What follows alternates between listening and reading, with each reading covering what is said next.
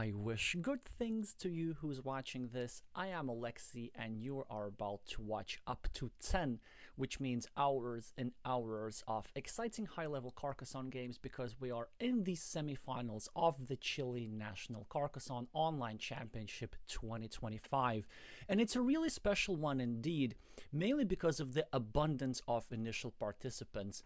Chile at the moment could be the most populous, or one of the most populous competitive Carcassonne communities to date. We started with as many players as there are Carcassonne tiles in the base set, which happens to be a coincidence. But yes, we have 72 participants, and I can just scroll real quick. Obviously, there's no time to announce each one of them. Some, of course, are newer players, some are established experts, some are older players who gained rating and became experts really quick. More of that a little bit later. The format was single elimination. First of all, a preliminary round, then round of 64-32, so it has been really demanding format. You have to win multiple duels, multiple matches in a row in order to get where you are. And we have our 4 finalists. Now, it was usually best of 3. Starting from the quarterfinals, it is best of 5. And the first match that we're going to watch are between one of the 5 Chilean masters, Edgard Arce, with the screen name Tito Arce, and the Chilean expert, the youngest player still in contention, the rising star Mauricio Saavedra, with the screen name King Mauri. And both this year have already quite notable achievements. Tito, other than being the highest rated player, if we judge by peak rating among those who are still in contention, defeated a well-known Chilean master, Claudio Jorquera, in a narrow duel in the quarterfinals, and King Mauri 3-1 defeated Brian Townsend, one of the 2 Townsend brothers. And Brian happens to be the winner of the last year. So Tito will be taking this match absolutely seriously. Then our second pair is Edgard Townsend, the other Townsend, against Vainiria, who is the 2023 Mind Sports Olympiad gold medalist Jorim Mella, and 2 times participants of the World in-person Carcassonne Championship. More about this pair later. First of all, Tito Arce, currently rated 642. Tito, by the way, if you've seen the thumbnail, this is the guy who's holding the Chilean meeple. You can go back after the video and see who I'm talking about. Obviously, very solid rating of 650, peak rating over 600. Currently, almost 16,000 games of Carcassonne worth of experience. King Mauri, of course, not that much experience, but already they managed to gather nearly 3,000 games under their belt, despite their youthfulness. And current rating of 566, so Tito would be the favorite. The peak rating of King Mauri is, of course, over 600. So it should be a close encounter. I expect that we are going to see full 5 games for the best of 5. I doubt that one side will be able to prevail 3-0. All right, so they have started already. And it is Mauri who is going to start with red meeples. Tito will be responding with his traditional black. The format is a quite common time format, which is 3 minutes time bank plus 45-second increment with a cap of course, 3 minutes total per move. King Mauri takes his first 4 points. Tito responds with a 2-point road, standard move so far. But even now, there's a bit of variation in responses. So some players choose this road. Some players actually like to place this tile a little bit higher and choose the other road. There are arguments for both. Tito is going for the more open, the more unrestricted road, which has its advantages and disadvantages. Mauricio immediately picks up the empty city, looking to get himself some sort of a lip-shaped city. Now unlikely to work, as Tito's already starting another city at the top and looking, of course, to continue with another Dorito and obstruct the square in the future. Mauri doesn't really have much that he can do with a straight line. He ends up inadvertently creating this monastery spot, which has just been taken by Tito for 5 points. Fantastic monastery spot right before King Mauri managed to draw that tile. This, of course, was done in an attempt to create some vulnerabilities next to this city. And now Red can even take advantage of that, so Red chooses to make the more traditional monastery placement, which I actually like in this position. It says to equalize the first monastery and then exert some pressure on this here road meeple, which I'm sure is going to come back right into Tito's hand as he places this crossroad here, or maybe even here indirectly to try to obtain 1 extra point. That is also possible.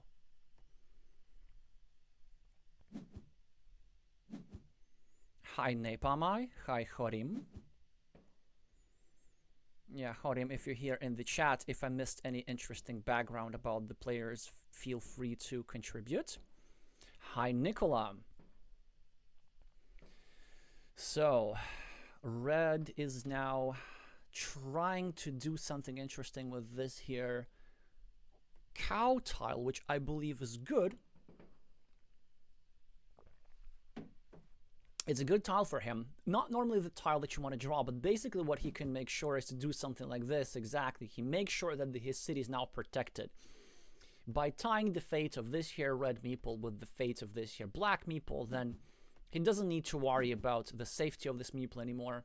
Either both of them get blocked, which is the most likely scenario, or both of them miraculously survive. So neither side gets the meeple advantage. Tito starts a new city in the only completely free square available. Mauri is going to start a new road, which makes a lot of sense for him. Tito has a quick point tile, takes 2 points to surge into the lead, and prepares the completion of this here monastery. Splitter tile for Mauricio. Actually, I'm not sure if I'm pronouncing him like this. He's not Castilian, but somehow that is just a little bit more natural to me. Mauricio. I'm gonna just say Mauri. Or Mauri, if we're going to Americanize it. Alrighty, so Mauri starting a new city on the left, leaving a city cap next to his monastery, which is being cleaned up by Black. Black 5 points ahead on the scoreboard. Mauri is going to drop the first farmer of the game, which makes a lot of sense.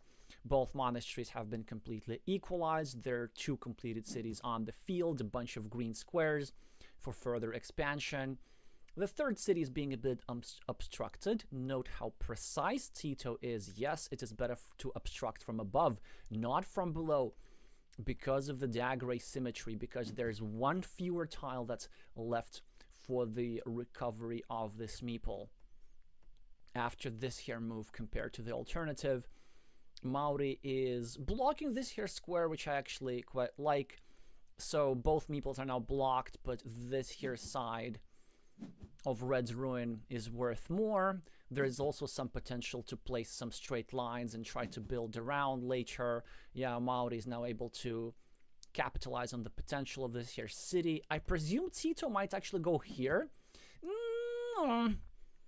I would have preferred the other way around for Tito, just to try and eat up this here city, trying to join to it, but whatevs. So this is a very, very nice move from King Mauri. I'm going to explain it in a second. Basically, so have a look at this here tile, the dagger tile that would fit here, and this here dagger tile. This means that there's only 1 available, and so there was a big threat of Tito going here with something like a curve and limiting the number of tiles that fit into the square to just 1. But after this move, there's still 4 road Doritos and 1 triple city with a road that fit here. So now there are 5 tiles that fit into the square. So it's a form of defense, albeit a little bit unorthodox. We note that these quick points that Tito took not only help with his scoreboard lead, but they also curtail the potential of this field a little bit. Both sides are building up their ruins. And now Black has a city cap, which really has only one good move, if you ask me. I have no doubt that it's going to go over here. Mauri, of course, has to defend. And Tito will try to go here, perhaps, and maybe block this square in the future. So let's see what Edgard does here.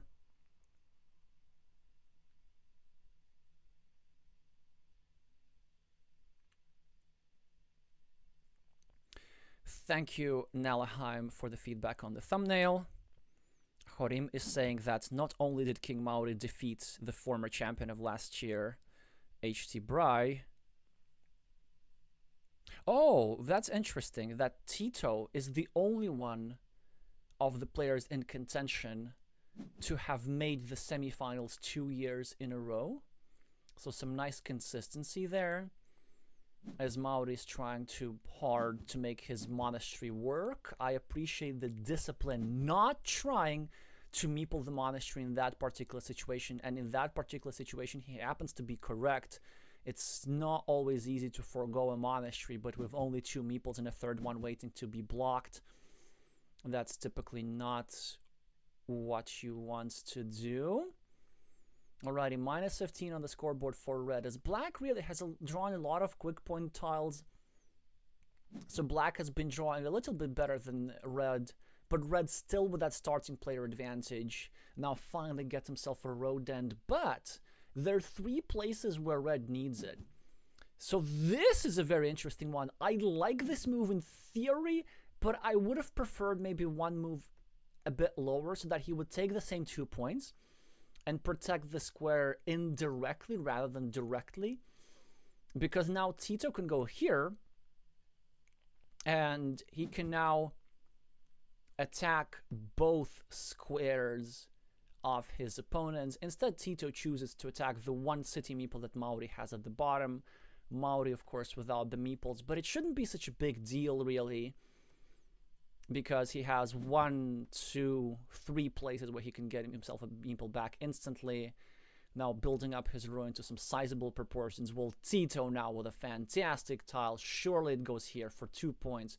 Pressuring this square. Pressuring this square. Pressuring a lot of things. Yeah, so the more I think about this, maybe this meeple was a little bit imprecise. It was actually, the more I think about it, much better to just take the 2 points and go for their direct defense rather than the indirect defense. But fortunately for red, red gets a form of defense for himself. I'm sure this tile is going to go over here, basically not to allow Black to draw a Dorito tile.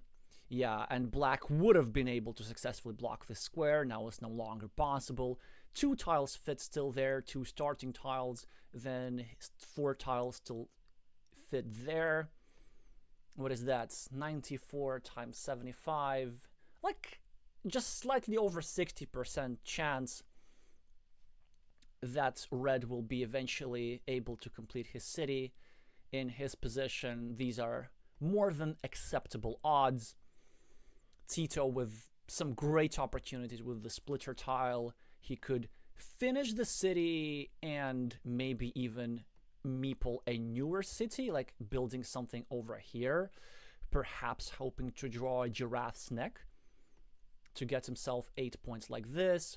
He could also go here and start a new city whilst also obstructing the road of red. Instead, he chose the most unambitious option, just finishing the city and not meepling anything.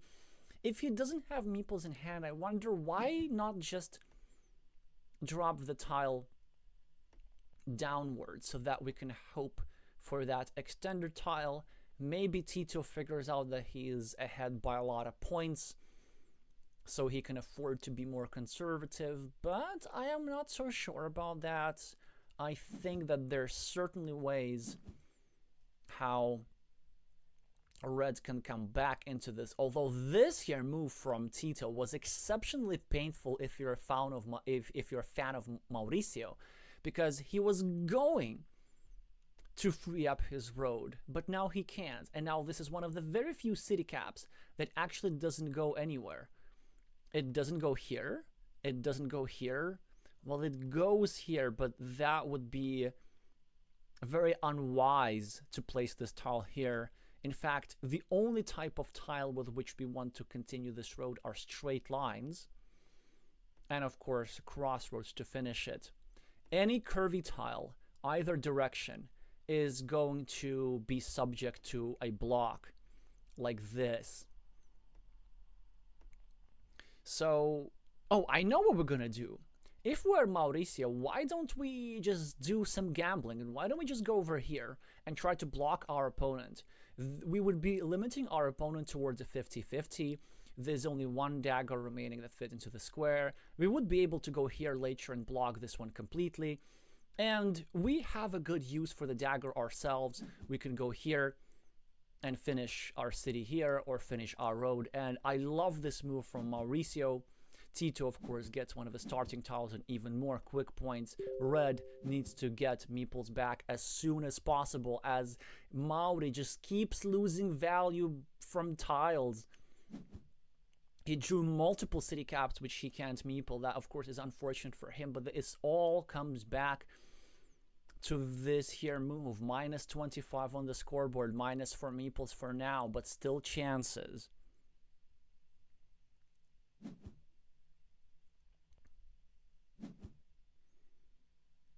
Oh, no, no, no, no, no. I mean, the moves are fine, of course. We can see that Tito is blocking this here square. Finally, Mauri got himself a meeple back. But the reason why I'm saying no, no, no, no, no is because of the difficult situation in which Red is in. Now we know that either this, or both meeple are going to be permanently trapped because there's only one starting tile remaining, and Red needs the starting tile in both of these here squares.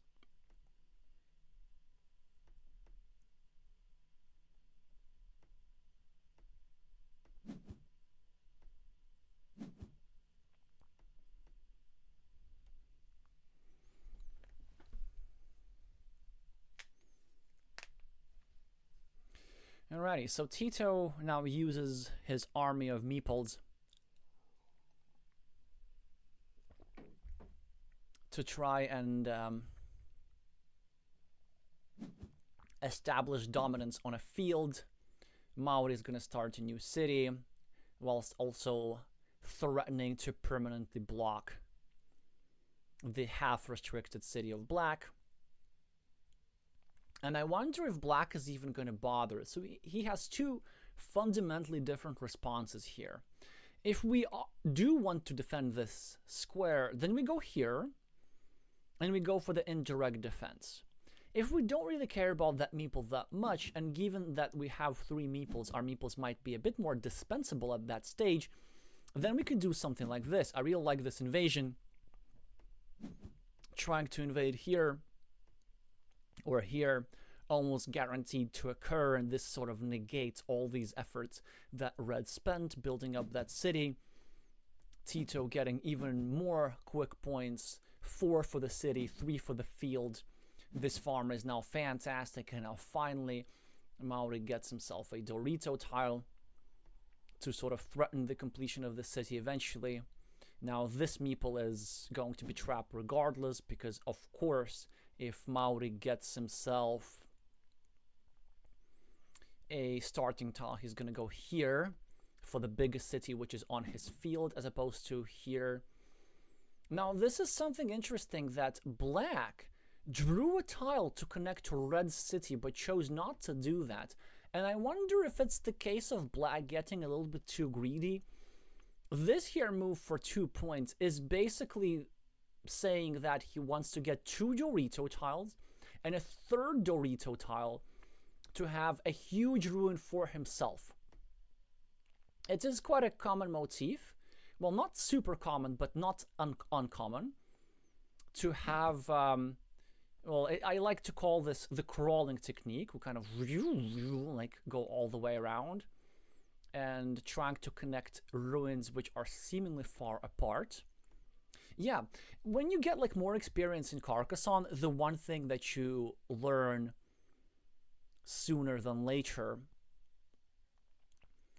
is that things which look far away on the board are actually closer than you might think. So these cities could be connected, but I don't think it's really should be any of Mauri's concern, especially since he has now drawn one of the Doritos that are there to make that connection happen.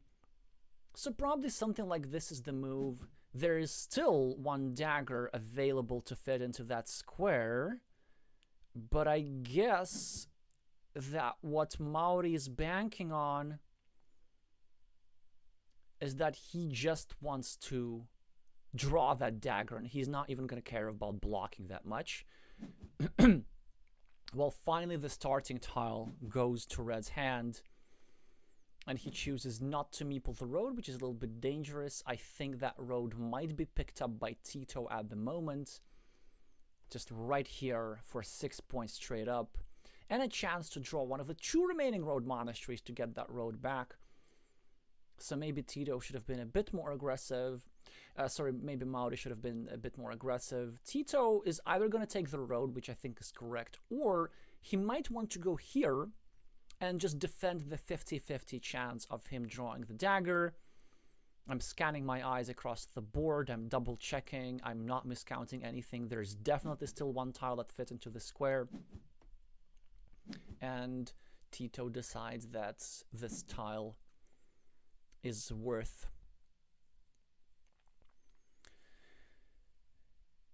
being taken seriously. Alrighty, so only +8 for Tito, but of course this huge looming threat, which I thought was extravagant but ended up being actually quite potent, of black taking over this here city. That could be quite spectacular. Let me think about this. Yeah, there's still tiles to do that. There's one road Dorito to fit into this square. There are 2 road Doritos to fit into this square. And there's a 3rd field Dorito for this square, potentially. And I believe there's still 1 cow tile, the shielded cow tiles. Yeah, so it looks like, honestly, Mauri is kind of toast here. Like, this city is almost never going to remain his property. And he does get the 6-point road, which is very nice for him. And he makes a big field here, which is also quite nice for him. And what do we do now? I know what we do now, but I just want to see how he's going to think about this. So there's now this big field, as this here 9-pointer has been unified with this here 9-pointer, so that's 18 points. This city has just been completed. Black dropped a farmer to try and tentatively fight for the field from this here direction, so the field's worth 21 points. And given the severity of Mauri's situation and the fact that there's still a lot of those city tiles, he chooses to go for blocking, which honestly I think is not the approach. I think from Mauri's perspective, we just don't care about the ruin and we try to win with the field. And the move that I was going to suggest is, oh, it's so painful. The move that I was going to suggest was going here and dropping a farmer and trying to draw exactly the road monastery, which would have allowed the connection into the field for 21 points. But now that you have drawn the road monastery, it's a problem because this is the last one in the deck and that you can't really drop a farmer anywhere. Really, the only way how Red can connect into the field is by dropping a farmer over here. And then he would connect into the field by closing the city of Black. But it's not something that Mauri really wants to do, because the closing of the city would give him just way too many points. That said, we have other problems in the position. This ruin has equalized. There's a Dorito tile available to fit into this square. there's, yes, I actually miscounted a little bit. There are no regular Doritos, but there's still a road Dorito, and there's also the shielded triple city tile. Those I did get right. So 2 tiles that fit into the square, which means that from Mauri's perspective, I forgot the exact percentages at this point, but he's definitely not the favorite to dodge both of these tiles.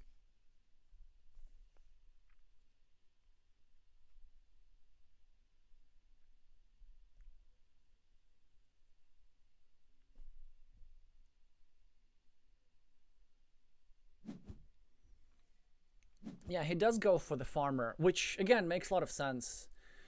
He will be forced to finish his opponent's city, and he does. Yes, he does in fact finish Tito's city, but Tito wins a gigantic ruin worth at least 25 points. So the field that King Mauri did successfully take will end up bringing him not really that many points. 1, 2, 3, 4, so 24 points, I think. It's worth, no, 27 actually. Oh, look at this, because this city got completed. So 3 completed cities in this area, 3 here, 3 here. So that's 27 points for King Mauri. This ruin is also roughly 25, 27. I don't want to do an exact count. And then, of course, the scoreboard belongs to Tito, and this 5-point road of red doesn't really do all that much to mitigate that difference. Yeah, so very nice crawling technique here from Tito, which I did doubt at the start because I thought it was a little bit too extravagant, but it's made the secure victory even more secure for the one and only Chilean master in the roster of the semifinalists. Thank you, Nalaheim, for calculating that getting the farmer into the fields through Black City did still net 25 points. So by netting, that means that we're counting the points getting from the farmer plus the road, but we're subtracting the extra city points that we're adding. Black chose to drop a 3-point farmer, which may or may not connect to the field. It didn't quite calculate. Yeah, I don't think it does connect to the field. It's simply a 3-point farm.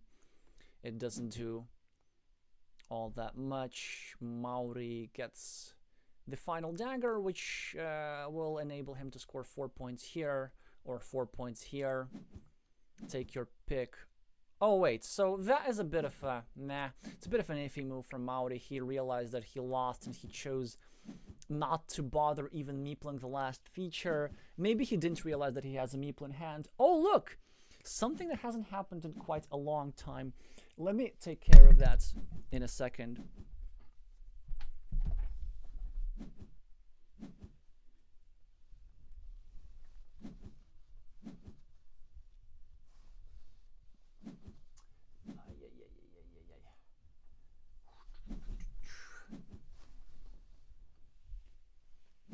Okay, hold on.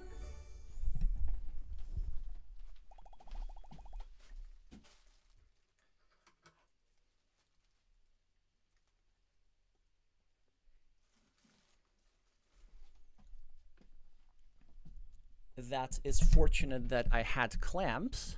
Now my background is going to be a little bit crumpled, but hopefully it is not going to be too distracting. Both players exchange pleasantries and we're moving straight away into game 2 with no break. A 10-point win actually only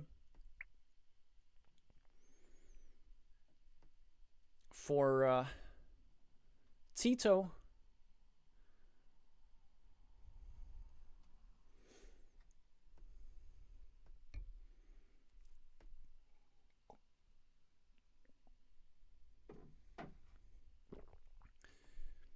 All right, have we started yet? No, we have not.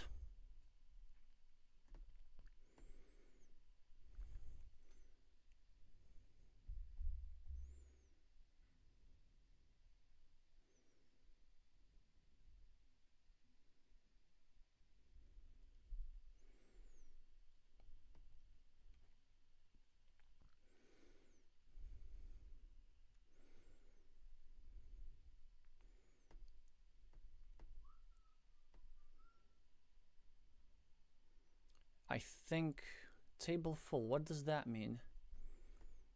Well, anyway, they must be starting like right now or something. No break, go, go, go, go, go. And yes, they indeed have. So Tito is the starting player here, already took 4 points on his first move in this here area. We're building a very interesting vertical map. Mauricio with the first monastery of the game, and Tito is doubling down on the verticality of the map, which also happens to be a rather good move. Taking away the only road end, putting a bit of pressure here. Mauri is forced to build a bit inefficiently just to avoid getting his meeples tangled into a vulnerable situation. Gets an extra monastery point, equalizes the scoreboard, a meeple back. Overall, a slightly better position for red.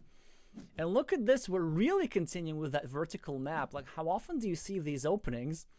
It's 7 vertical tiles and 1 in the horizontal dimension. Looks like some sort of Canadian hydrant to me. Or maybe a ruler to smack players on the hands for opening move mistakes.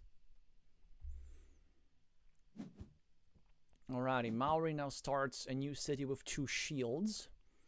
So the lip shape city didn't work quite last game. He ended up losing a big ruin, so he figures for a different shape, which I do like in this here situation.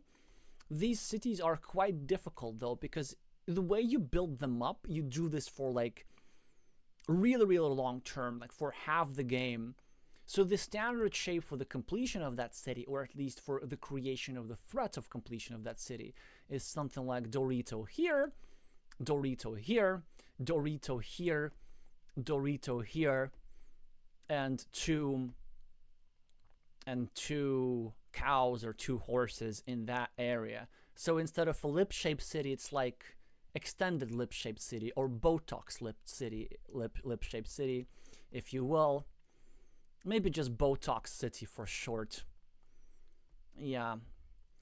But, of course, to get the exact sequence of those tiles, you're going to need to wait for a very long time.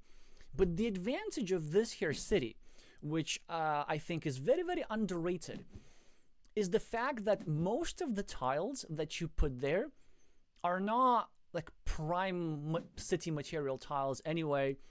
Doritos are nice, but they're like not super nice. They're not city caps, they're not splitters, and of course, very often triple city tiles are not particularly useful. So having a city which can be built up like this is quite nice. Red now continues his monastery, tries to pressure this road unsuccessfully. Black notably restricted Red's monastery to just 2 remaining tiles. And here we can see that Mauri is really doubling down to turn that city into a tangible threat. And he's doing it by the book for now, because he's building it in such a way which doesn't give back any access platforms. And if he gets the Doritos and the cows and 1 more Doritos, he can totally get away with that city. And it's a fantastic tile as Mauri gets himself not a Dorito, but something even better. A splitted tile makes it so that with 2 more Doritos, he will be able to complete this city for upwards of 24 points. And now this tile goes here absolutely for a self-invasion. Do it! Do it! And he does it. So this now is a self-invasion position. I absolutely love those. They're spectacular. There are only 2 possible outcomes. Either the city gets completed for like 34 points and Red just wins, or this city gets blocked, in which case Red loses 2 meeples. But in this particular situation, there are already 5 shielded tiles in this city, so this means it's going to be worth at least 11 points. And maybe some more points if it's going to get blocked. So there are absolutely scenarios where the city gets blocked, but Red still wins the game regardless. Speaking of blocked meeples, 1 has just happened, and there's nothing that fits in this square anymore. This monastery is going to be trapped here with 8 points ultimately once this square is filled. Tito is now focused more on getting compensation for the potential of this city being completed. Continues his road at the bottom, starts a new city like this. But I wonder if from Black's perspective, it wasn't better to actually continue the road at the bottom and try to expose a vulnerability in this square. Well, I hope that he does this now. Just to move over here will make the square really, really unpleasant, but he continues the wrong road. Definitely the wrong road, and I think it's a mistake here from Tito. I think that in his mind, he can think that he can block the city later, but with like 2 more Doritos, Red can absolutely hammer down this city and transfer it to the scoreboard without anything that Black can do. If Black were to happen to pull road tiles for a couple moves in a row, we already see the consequences here. Red is now playing this actually really solidly. First of all, starting a new monastery, then realizing that it's a good idea to sacrifice points and block a city. But this move I don't like by Mauri. I really would have preferred for him to try and do everything to complete the city as fast as possible. This city cap needed to be placed over here, just so that he can create as many threats as he possibly can. Now, this monastery tile doesn't have many good uses, but he does find the best possible move, trying to obstruct Tito's road, which also has the unintended psychological consequences of reminding Black about the existence of this road. Because I think based on these here moves, maybe like Black even forgot that he had a meeple here, and now he's like, oh wait, yeah, I can totally use this road to create a blocking platform against this square, but yet he doesn't do it. Tito, I think, ignoring this city for way too long at his peril. Surely this here little blocking attempt was not fruitful, as King Mauri pulled one of the many remaining road Doritos, and now we're 2 tiles away from total dominance of Red on the scoreboard. City cap for Tito. Probably is going to finish his city at the top, or maybe start a new city for that matter.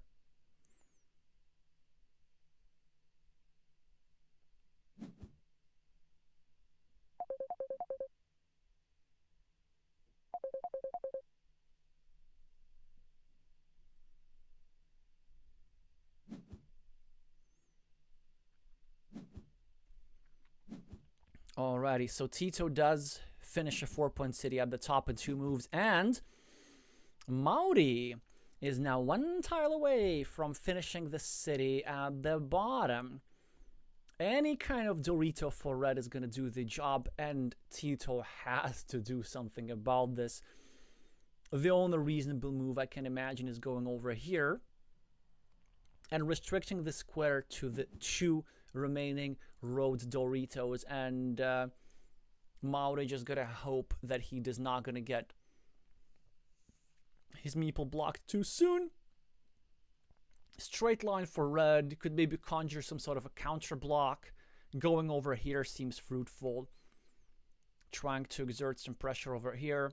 And then this is actually a very important move to find. I really don't see anything better here for Red. The idea is this. So this here city is scoring like 13 points. And so it's not a problem to have that meeple blocked, because this meeple sort of already proved its worth. What is a problem is having that 1-point meeple blocked. And it is quite a likely occurrence. No, Mauri. No. Not the priority. And so if Red were to go here, then there are many scenarios how Black gets to go here, yes, and Black gets to block this city, but then Red would be able to block this city in return, and so then Black would have a 1-point meeple blocked, Red's going to have a 1-point meeple blocked, and the game is going to be pretty much balanced after that. But now, it's super likely that this 1-point meeple will be blocked, and Red is just not going to have much to show for it. Yeah, sure, he's going to finish a road and another one for 5 points in total, but even that is not enough to put himself in even position on the scoreboard. And Tito now finishes a road and starts a new city. And already, like, look at this. If Mauri, who now of course finishes a city for 8 points and drops a very nice looking farmer, if Mauri were to have gone over here, then this move from Tito would not have been possible, because he would be forced to finish this here city, because blocking that would have been a threat.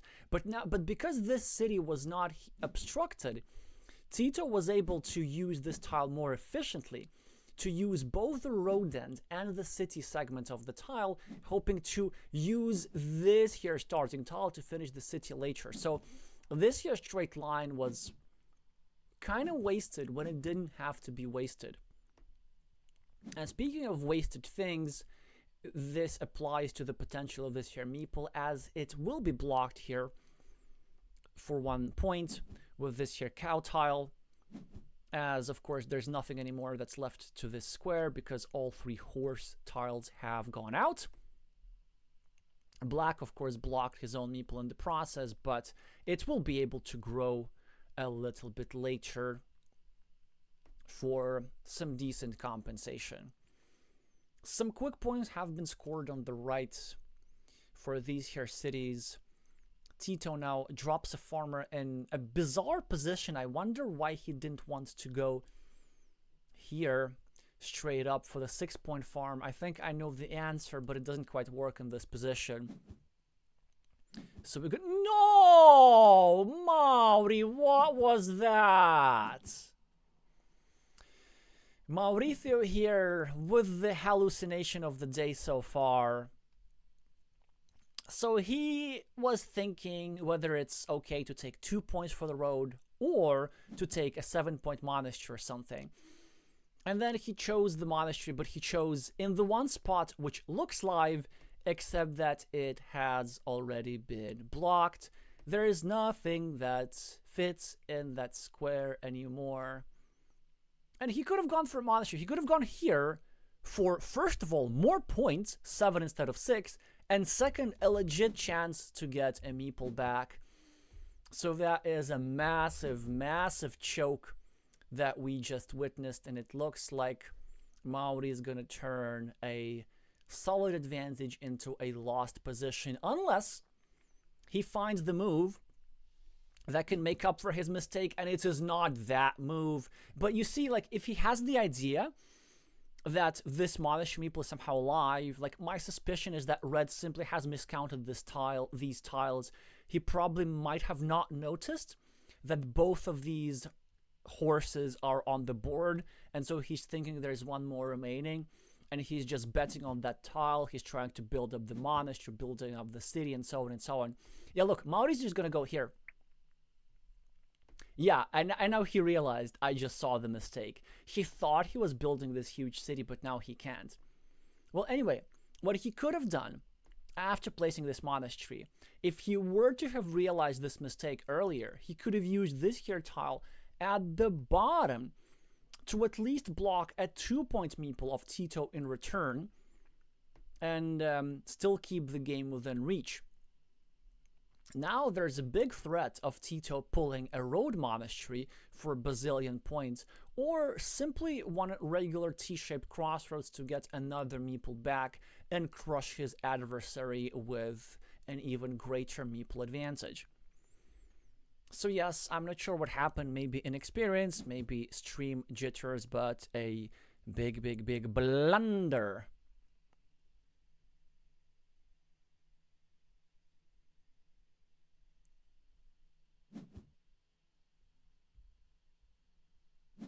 Alrighty. Oh, but look at this. King Mauri's fighting back. As with these here blocking tiles, he was able to all but guarantee that black is never going to enter that field. Actually, that's a complete guarantee, yes. there's nothing that fits into either of these squares. So this meeple has been wasted for 3 points. This black meeple has still not made it into the main field, so maybe we have some chances. Mauri is now trying to block more things. Now blocking the square towards a road monastery, of which there's only one remaining in the deck. And then if red gets the road monastery, then suddenly red can enjoy this little farming advantage. And these here points are going to be solid. And these here monasteries still score well enough. And Tito's meeple advantage and scoreboard advantage is not quite enough to compensate any of that. So now I start to think, like, how is Tito winning this game unless he draws the road monastery? A regular monastery is not existent, so it is not possible to go over here and attack the farmer. And it seems to me that Tito is just doubling down on the road monastery. He's dropping another farmer over here, hoping that he gets the road monastery and invades with not one but 2 black farmers. And as Mauri, like, the best thing that we can do is probably just roll with it. You want to bet the entire game on a monastery? Yeah, sure, let's do that. And just let the tiles play themselves out. I'm not sure if there's a particular winning plan for red if red doesn't get the monastery at this point, but maybe Mauricio will be able to figure something out. Right, let me read the chat a little bit for a while whilst he's thinking, because I catch up with what you've been saying.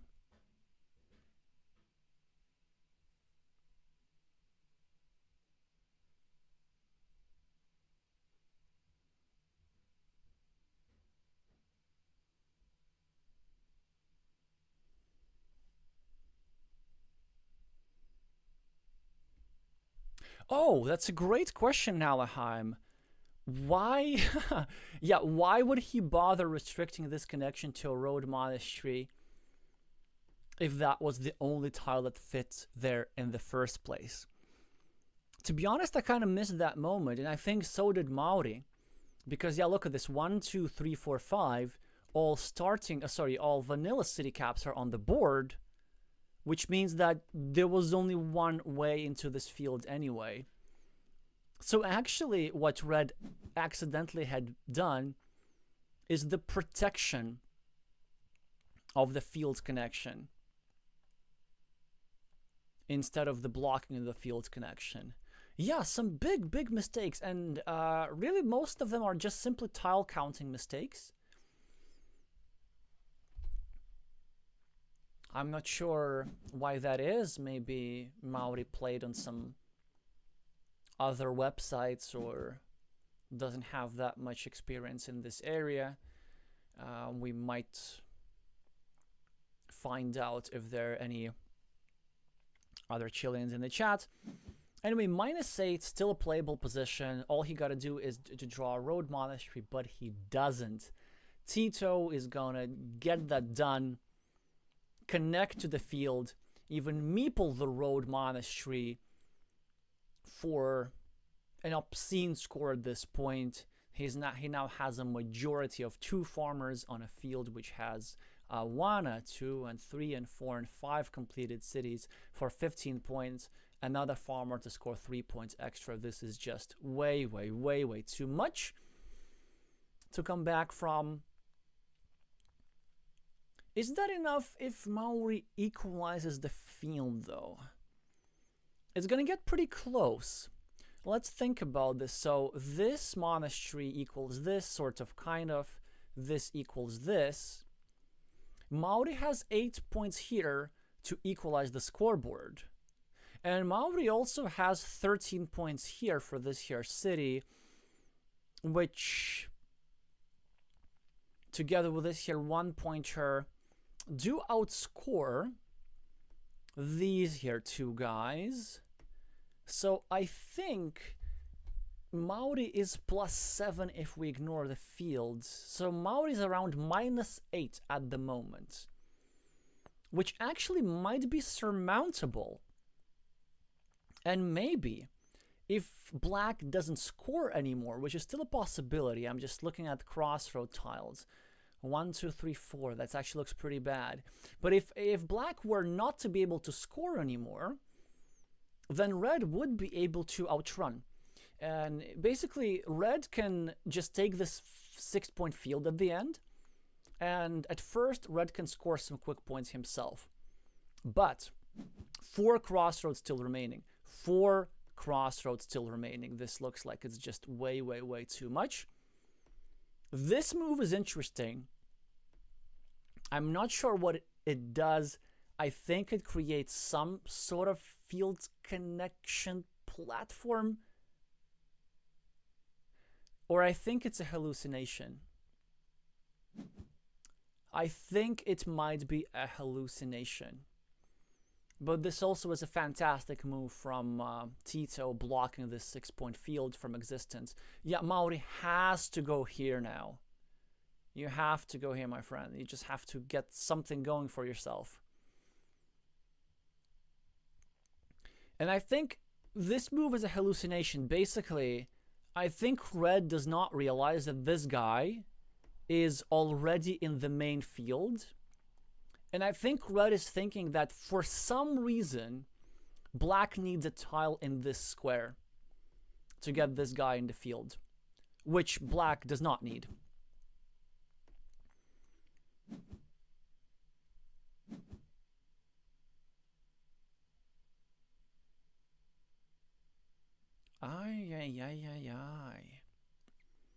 Yeah, and I think Mauri was thinking that he was blocking it. Okay, whatevs.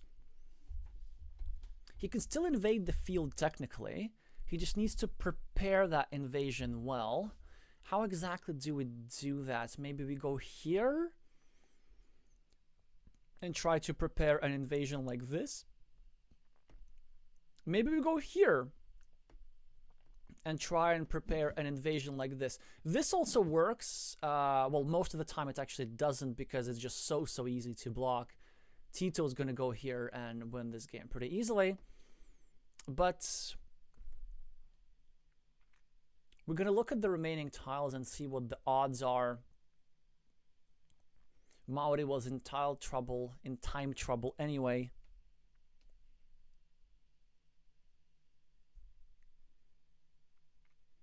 Oh, okay, the ninja farmer. Yeah, that makes sense. The divider enabled a field connection like this.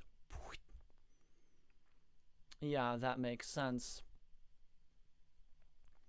But yeah, of course, we can see that Mauri maybe was hoping that this here tile or this here tile would be drawn by Tito, and then the last curve would belong to red. And there's exactly 1 curve remaining. So it was a bit of a tall order. Like we were talking about a chance of like 10% or something. But hey, 10% beats 0. Mauri, though, with an imprecision. You don't want to give a meeple back to your opponent on the last tile, as this will only exacerbate the score difference. Tito's going to score a 5-point road on the left.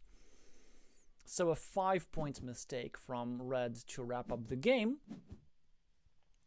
But overall, yeah, completely winnable. Completely winnable. It's just unfortunately some quite egregious blunders made it impossible for Mauri. So Tito 2, Mauri 0. And it's now going to be quite an uphill climb for him to come back. But it's not impossible because in the next game he's going to have the starting player advantage.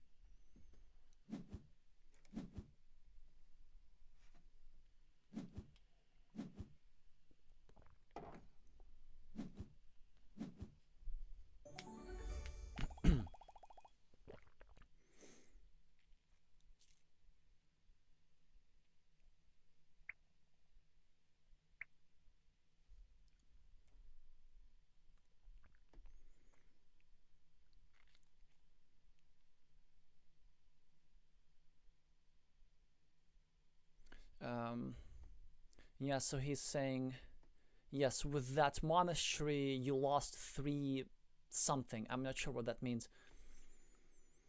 And Tito is encouraging his opponent to continue the match, and they are going to do exactly that.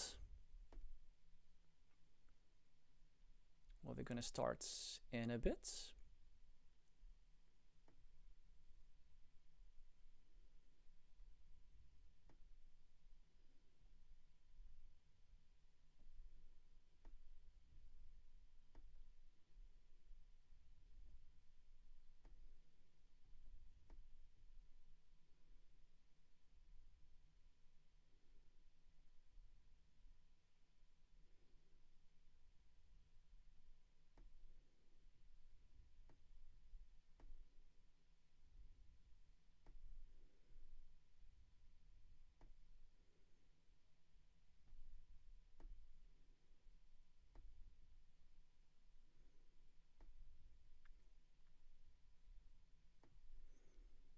Alrighty.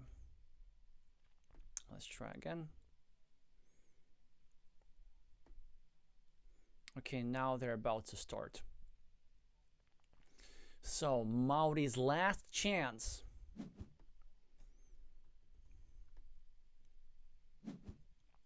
And it's a good start. A splitter tile for 4 points. Tito responds with a monastery for 3. He could also choose to go for 2 points to control the city cap.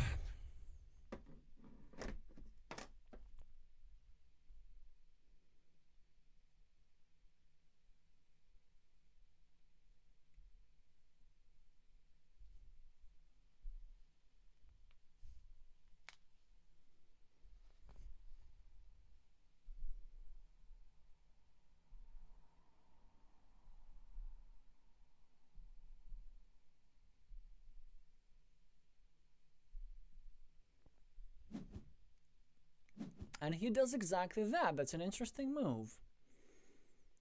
I'm not sure if it's better or worse. Maybe I like the other move a bit more simply because a point is a point is a point. And it does control the road anyway. But now Mauri is forced to meeple the city slightly suboptimally, and Tito instantly goes for the jugular, starting a new city in such a way that continuing it would severely restrict the red city. And red does not get a good tile. It, of course, is a wonderful tile in a vacuum, but also a little instructive moment on how important it is to meeple the monasteries in the opening. The only legal placements either help Black City, which of course is bad, or help Black's monastery, which is of course is bad, but not that bad, and which is why this is the lesser of the 2 evils chosen by Mauri. Reds now with a straight line, trying to respond to this here move by Tito, who's just setting up, blocking opportunities on both sides, and there's really not all that much that he can do about this. So he tries to pre-build a road which runs through his city, whilst also mildly obstructing this here square in the Black City. Tito probably gonna go over here, continue with his blocking idea, and this will give some opportunities for Mauri to save his meeple. Well, not quite save his meeple, but now no.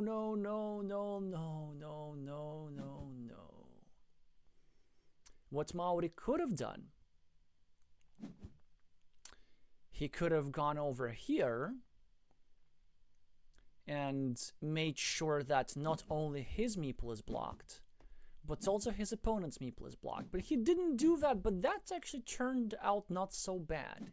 He continues this here city at the top, and then whilst Black was able to block the red meeple, red was able to block the Black monastery meeple, and so this game is still absolutely playable.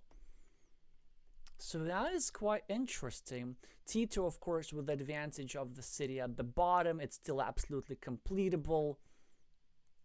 Mauri's trying to block it somewhat. Yeah, and Tito really goes for the standard build-up, basically waiting for something like a dagger or rose tile here. A combination of 2 Doritos at the bottom. Quite a standard opportunity. Tito now actually might defend.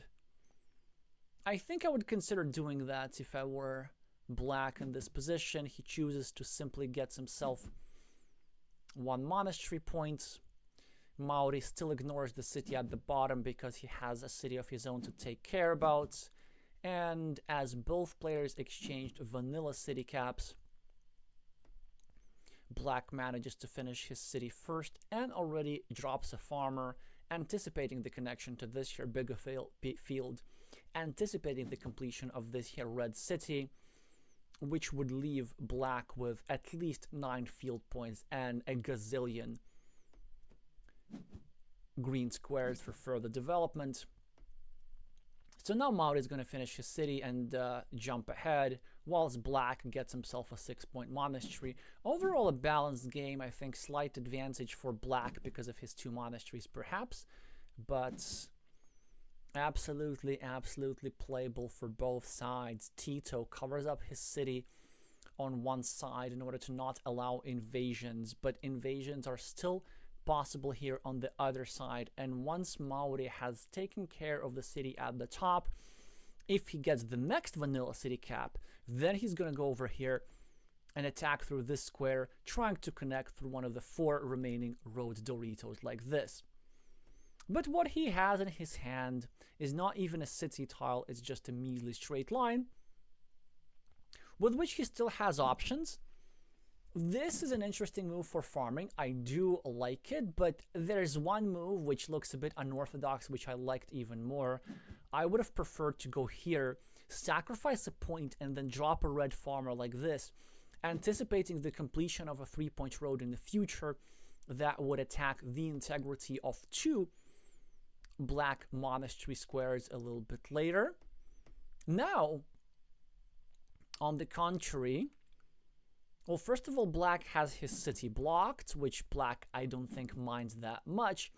And second, because red did not take the best field in the game, black is going to take the best field in the game and even pre-build a long road which goes through his monastery, which now I think red has to take.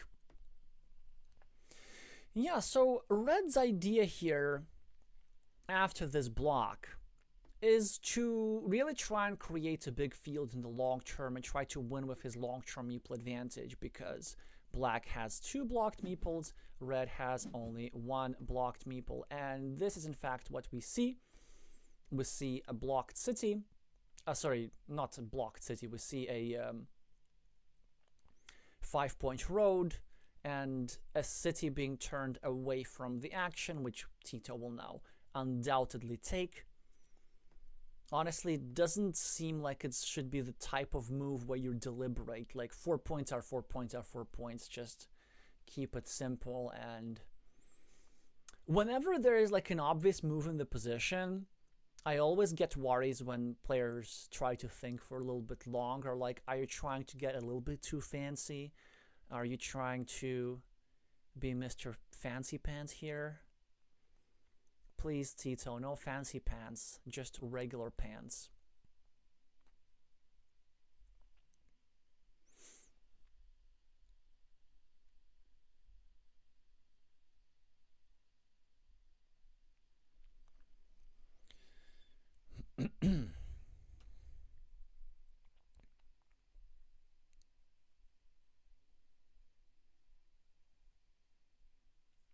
Malaham is saying, it is indeed very interesting to see red attack in the 6-point field via the 3-point field as opposed to just meepling the 9-point field.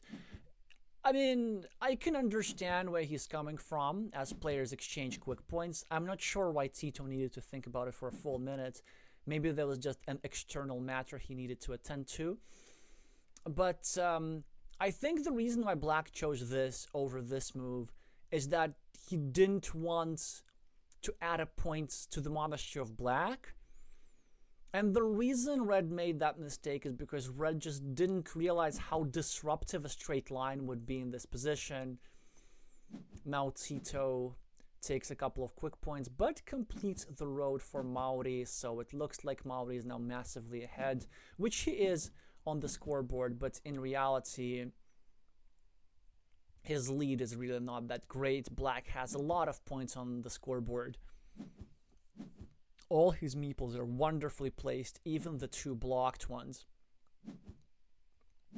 But look at this, Mauricio now completes a 4-point road, which does more things than just completing a 4-point road. First of all, it threatens this square by quite a lot, because we don't have a lot of dagger tiles. There's actually only 1 dagger that fits here.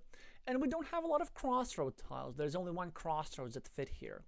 So if red places anything over here, it would be a severe restriction.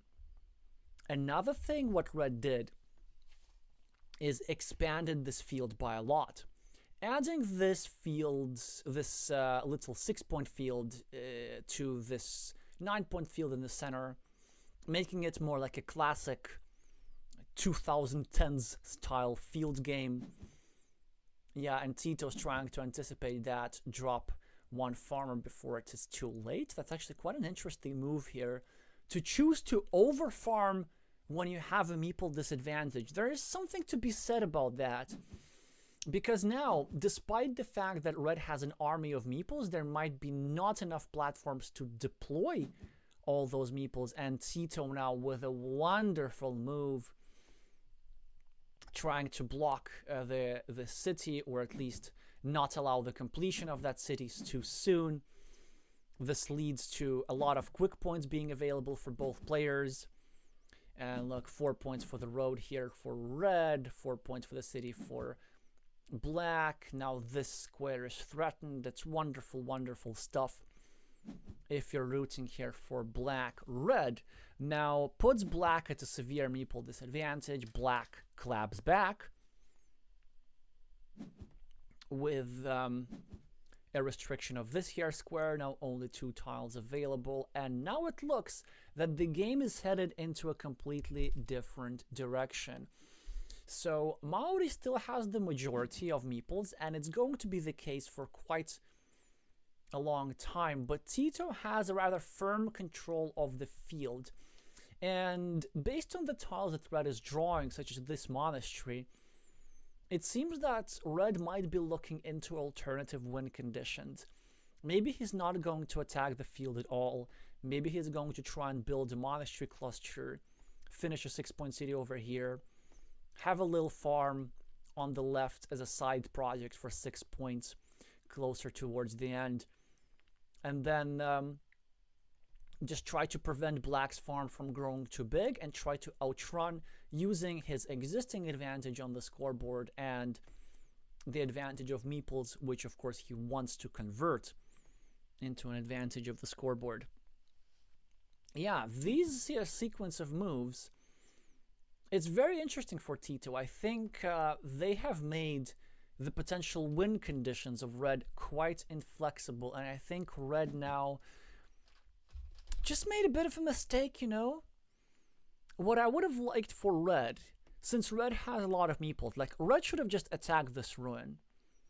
It is a lot of points. It is a 10-point ruin. There's really not that many places on the board where you can get this many, and this was quite a secure place to commit to that attack. I don't know. Now, of course, some blocking attempts are being made here, and this is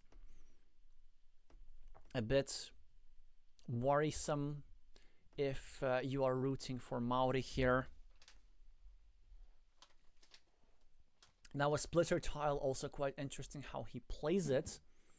And he chooses to start a new field at the top without actually dropping a farmer. I don't like it. It sort of works in the short term, but I would have really preferred a farmer here because, so first of all, it works as an indirect defense. Black is not able to place this straight line over here to make a permanent block. So this here meeple still does have a decent chance. But in case a block does occur, in case black draws one of the 2 remaining curves and go over here, then not only will the block be committed, but also this field will expand over here to meet these here cities, right? And so that's why as red I would have probably preferred to drop a farmer there first to make sure that if black does expand the field here, that we have enough meeples to sort of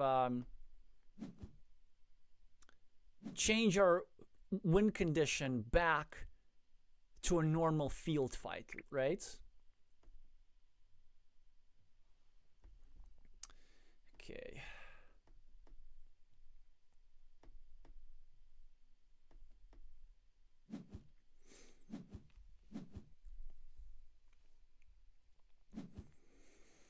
So, red takes more city caps. Well, now that city surely must be taken. Tito with a fantastic tile that allows him the recovery of a meeple, which looked like an unlikely occurrence. Well, now Mauricio has to meeple that 9-point field.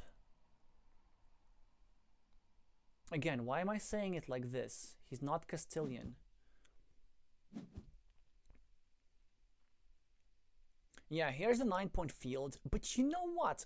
Still, like, the mistake of not meepling this field earlier, it's still gonna bite him a little bit, because had the red farmer already been over here, red could have used this tile for something else, for example, for cleaning off this city cap and threatening a 6-point city. Now, Tito, if he so chooses, can clean off this city cap, although he probably won't.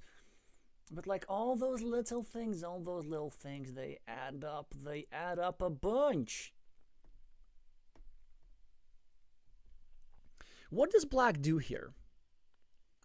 Maybe we can start a new city over here with or without meeple, and we also can try and pressure this here square, not allow red to be connected to the field. Instead, black chooses to attack the field at the top, which actually makes a lot of sense, but it allows a lot of interesting options. But red chooses not interesting options. Red chooses a normal defense move, leaving himself 2 tiles that fit into the square for a nice 75% chance. And given the fact that he chose not to drop any farmers here, his plan is to absolutely outrun the main field rather than trying to invade. City cap for Mauri. Several possible moves. I'm thinking of just starting to clean off city caps, really score a little bit. But he might be interested into continuing his monastery, or maybe dropping a farmer over here, trying to invade it with a second meeple if black invades the top field with his first meeple.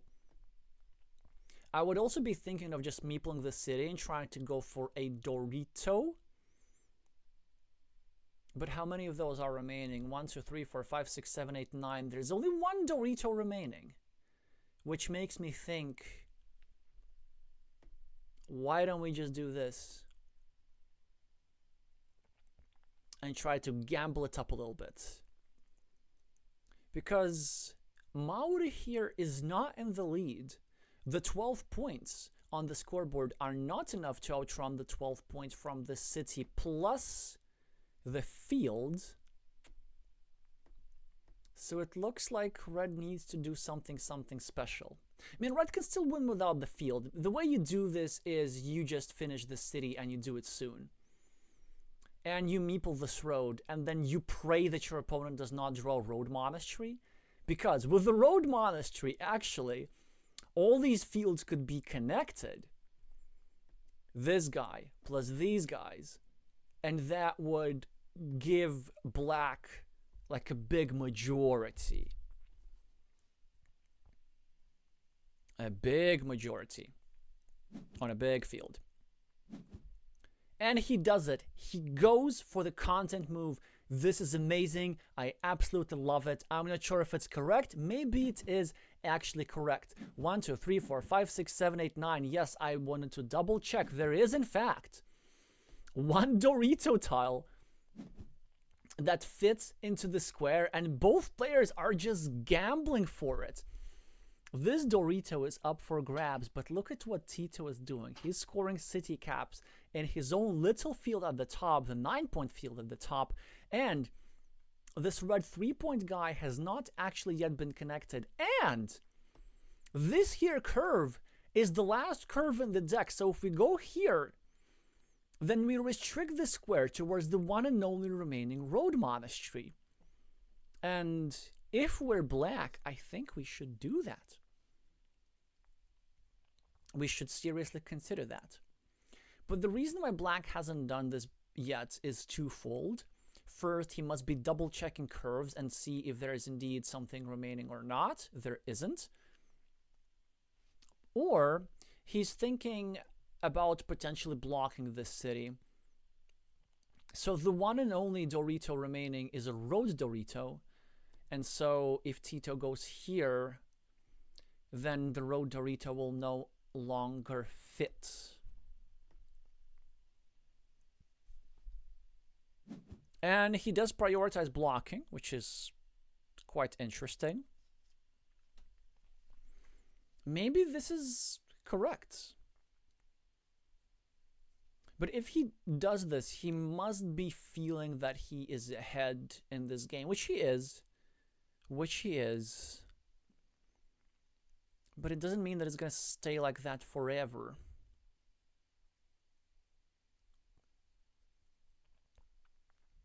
Wait. Mauri just gets himself 1 point. Tito just gets himself another point, 2 points for the ruin, but opens up a potential connection opportunity through the one remaining road Dorito. That is a concern from black's perspective, but not enough of a concern to change his move, and with that I agree. Mauricio with the monastery. Looking to go over here perhaps, or over here, just trying to get himself a point. There's really not that much else that he can do. Mauri has to wait for one of the two starting tiles. That would give him quite a lot. Yeah, and he can't really meeple it. A scoring tile here for Tito. It's amazing for him. Just getting 2 points seems about right in either of the locations. I think this one's a little bit better. Not that much that black can do instead. Maybe there are some arguments to be made for a move like this. Actually, no, there isn't. Yes, and 2 points come down. Mauri now is going to complete his city, and this is where it gets close. He's also going to meeple this 6-point road. I will be shocked if he doesn't do that. The fact that he's even thinking about this is deeply troublesome and worrisome. And he does indeed take the 6-point road. And look at that, the road monastery for Tito. So what does he do with this? This is perfect timing. It's a tough decision. So if you go over here as black, you give a point and a meeple back to red, and you equalize all the fields, creating some sort of big field. But then you have this third farmer which could invade over here and take this field over entirely. But do we need to do that? And he says no, we don't need to do that. In fact, what we're going to do, we're going to block this here poor guy, because there was still one straight line remaining, so that red could connect over here. Now red cannot connect over here, and this 3-point farmer, which was quite dubious at the start, is going to remain a 3-point farmer. So black managed to swindle this. Black has 9 points for this here field, and then 15 points, 18 points for this here field, basically scoring twice for these here cities. And red has 9 and 3, so 15 points fewer on the field. And Tito has this here city in addition, and it looks to me that Mauri is going to lose this again, especially now that this was the last tile that could have given Mauri an advantage, at least temporarily. Of course, he would have loved to score these 7 points for the city in his field. Ain't gonna happen right now. Instead, probably Tito is gonna clean off that city cap. Or maybe not. It could get a bit more complicated. I wonder, is there a way for Mauricio to invade the ruin at the bottom, which should probably win it for Mauricio most of the time? Nope, there isn't. The best that red can do is just 2 quick points and then score something else at the end. Of course, every player must be looking at this here area, trying to invade this ruin, but it would not be possible. There are no regular Doritos, there are no triple cities, and in fact there aren't even splitters, so there isn't anything that fits into this square at all. Yeah, rough outcome for Mauri. I felt like the more experienced player did manage to outswindle the younger challenger here. 2 quick points, of course, make a lot of sense, whilst also restricting the city cap. The straight line goes to Tito, who is going to score 4 points for the road at the top. And the road Dorito does not go for Tito, despite the fact that it rhymes. It goes to Mauri, who is going to use it for 4 points. There's nothing better than 4 points in this particular instance.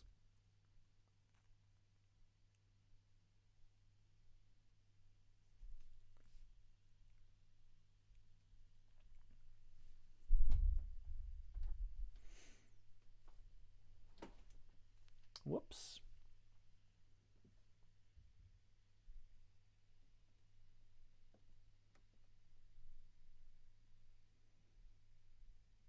Alrighty. Let him think for a second. These are his last 80 seconds in the championship. Well, actually, technically not, because they're still the 3rd place match. But you get what I mean. So 4 points is the score. Let's see what the difference is soon enough. Mauri saying congratulations. It was a rather short match. Only 3 games, which I did not expect. And Tito will be playing in the finals of the 2025 Chile National Online Carcassonne Championship. And King Mauri tomorrow will be playing in the consolation final for 3rd place.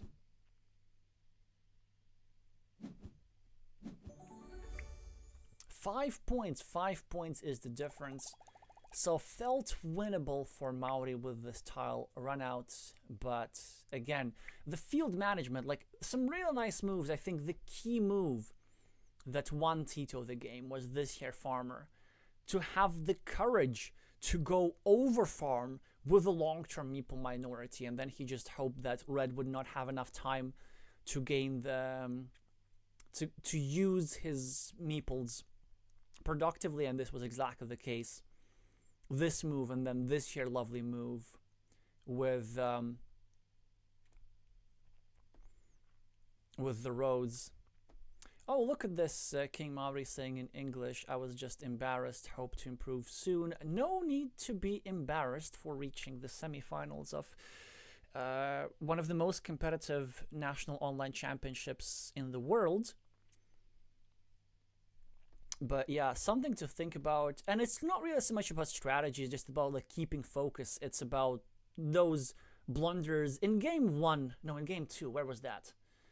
What was that in game 1 and game 2? Well, the one with the road monastery, you know, the one what I'm talking about. But yeah, overall Tito, of course, shown that experience matters a lot in this game. Alrighty, so we should have the second pair of the semifinalists starting right now, shortly, I don't know when.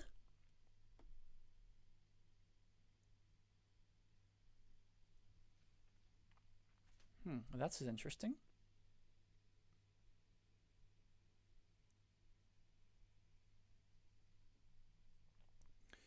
Yeah, so I'm gonna need to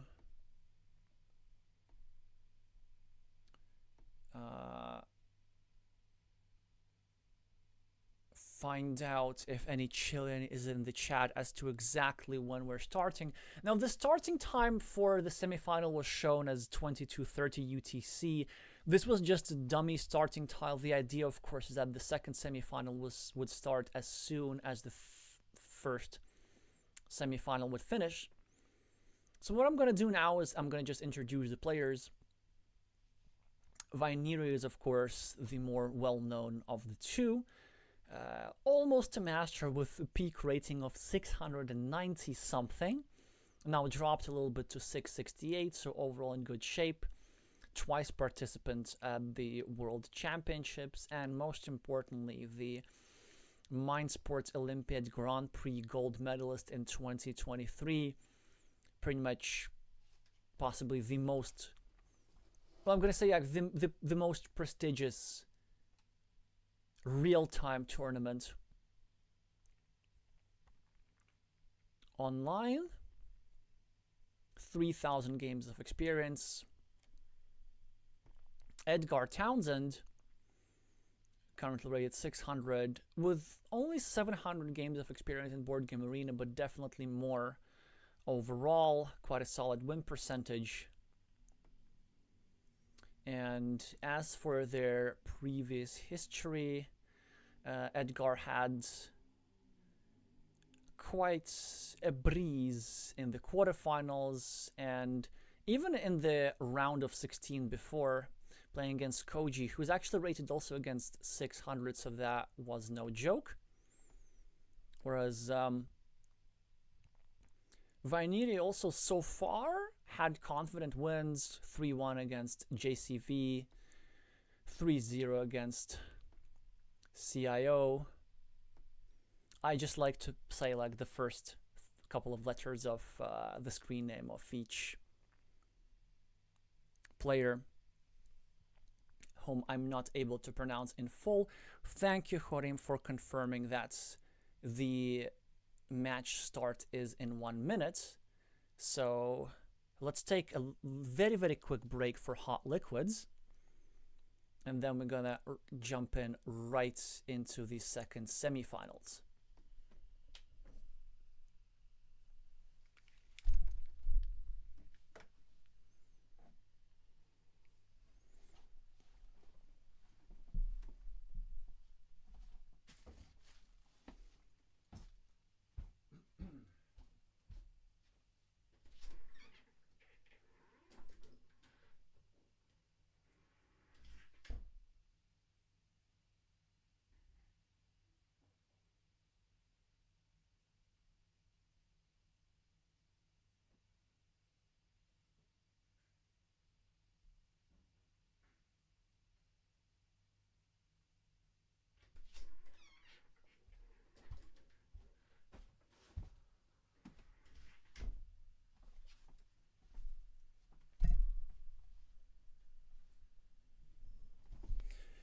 By the way, I might not have showcased my mug yet on stream, which I would like to do right now.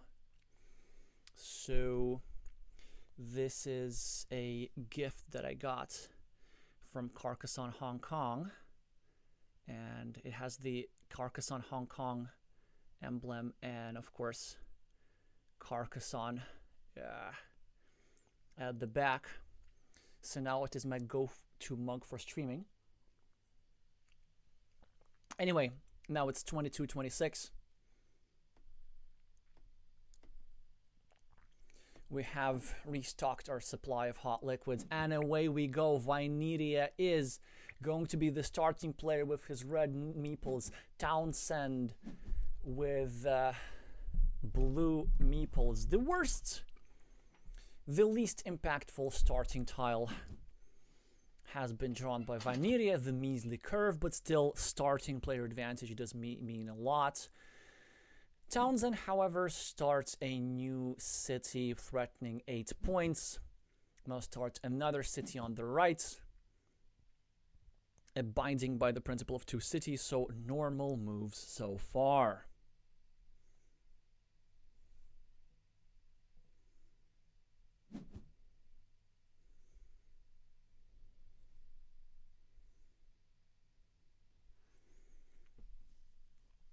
Already we have quite an interesting situation here. So Red, of course, continues his road and now is trying to create some sort of pressure against this here square. Oh, let's see if Jorim now knows this. The correct move in this position is actually not obvious, and recently in the UK semifinals, we saw David Faraci get the exact same position wrong. So now we're gonna find out, does Jorim review games from other championships or not?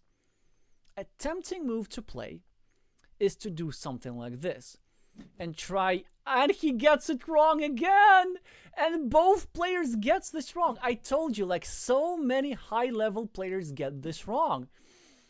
It sort of kind of works out for now, but the idea is, even though you're entering into a winning mini battle, right, so you have a potentially blocked square and your opponent has 3 points and you have 5 points, the fact that there's still 2 tiles available into the square actually, like, statistically long term, turn this situation into Blue's favor rather than Red's favor, because whenever Blue successfully finishes his city, he gets a meeple back without really helping the road of Red that much. And the road of Red is, like, sort of kind of vulnerable. It's going to be vulnerable in both sides. Yeah, whereas the move that Vainiria should have played is just going over here at the top and then trying to exert additional pressure on this square. So maybe later Red is going to go here. Red is going to complete this block, but it's going to cost him time and tiles. In the meantime, Townsend is making setup. He's now setting up the usual lip-shaped city, the one without Botox for now, unlike what we saw in the first semifinals. Then there's some roads and yada yada yada. Townsend is now going to build up one of his cities, although it is not clear whether it is best to go here on the left or to go here and try to cover up his city from attacks. He just goes for the most natural move, which makes a lot of sense. Finally, Blue also on the scoreboard. Well, Vainiria probably now going to go here, probably now going to finally block this square, which again is something that's nice for him. But then the benefit of that block is really, like, not that huge. He spends a couple of tiles to prevent Townsend from scoring additional points. Yeah, this guy is going to be 3, but this guy is going to be like 8 points max, and even that is quite unlikely, so it's going to be a lot of effort for a winning mini battle of like 2 points or something. But whatevs. Completely playable position from both sides. And I probably still prefer Red just because he's the starting player and he's going to have the advantage in the end game. But if we are to ignore that fact, then of course Blue is ahead because Blue has stuff on the board that Red just doesn't. The 4-point road looks kind of nice. The city threat is something to be worried about if you're a Jorim fan. And the 4-point road at the top just adds nice variety to his portfolio. Yeah, so now, like, the scoring machine has been set up. In this situation, Edgar can use every single tile in the deck productively. Like, there isn't a single tile that he would hate to draw at the moment. This straight line is probably the worst tile that he could have drawn, but even that is productive. You know, you continue your road, you drop a farmer to try and anticipate the completion of these here 2 cities. Vainiria now with a lovely 2-point scoring move. blocking his own road, of course, which was already blocked on one side, and then creating some vulnerability over here. There's also the I was gonna say the unlikely, but maybe not so unlikely scenario of him going over here and then over here and trying to limit this square or tie this square towards this here blocked city tile. That's interesting. An alternative that Red could be considering in this position is perhaps going over here for some annoyances against this here road of Townsend.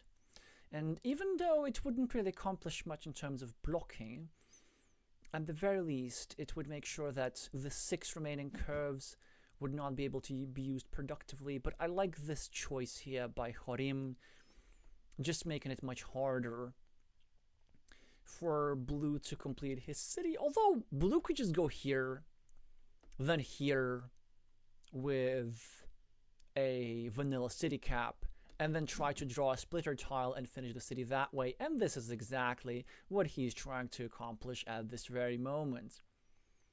Jorim, with a city cap, finishes the city, chooses not to drop a farmer. Townsend with a monastery tile and some amazing squares like this here 6-pointer, a bit worse but playable this here 5-pointer, controlling his opponent's road and then looking to perhaps unite this here little cow tile with the city and build it that way. He goes for the point grabbing move, which makes a lot of sense. Eventually maybe he's dreaming of a straight line, curve, curve, continuation of the road, the expansion of the field that way. This is what this little road end here enables. Curvy tile for Vainiria and no scoring options available. He could go here, start blocking this square a little bit. He could go here, drop a farmer and try to equalize the early farmer of Townsend. He could also have gone on the left, goes for the blocking move instead. Townsend gets himself a tile that allows him the continuation of the city. Yeah, that's a bit of an awkward tile. He kind of needs to kiss goodbye that whole splitter idea. But hey, this guy's worth 49 points, a lot of potential to develop.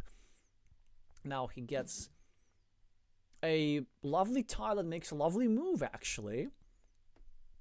Expanding his field, covering his road on one side, preparing crossroads, potentially with another farmer, trying to get a meeple back, and also pre-building a 4-point road at the bottom. This is quite wise. And if Vainiria chooses to go here and take that road, this would increase the quality of this monastery by a lot. So I'm not sure even if Red should bother going there. I think not. I think Red's moves maybe should include considering dropping a farmer here. I like that armies of meeples needs to be put to good use. Townsend just gets a meeple back, chooses not to drop a farmer quite wisely. And now Vainiria is going to score quick points and create quite a big farm already. So are we going to see a farming move here maybe? That's interesting. Maybe a farm is better than 4 points in this instance.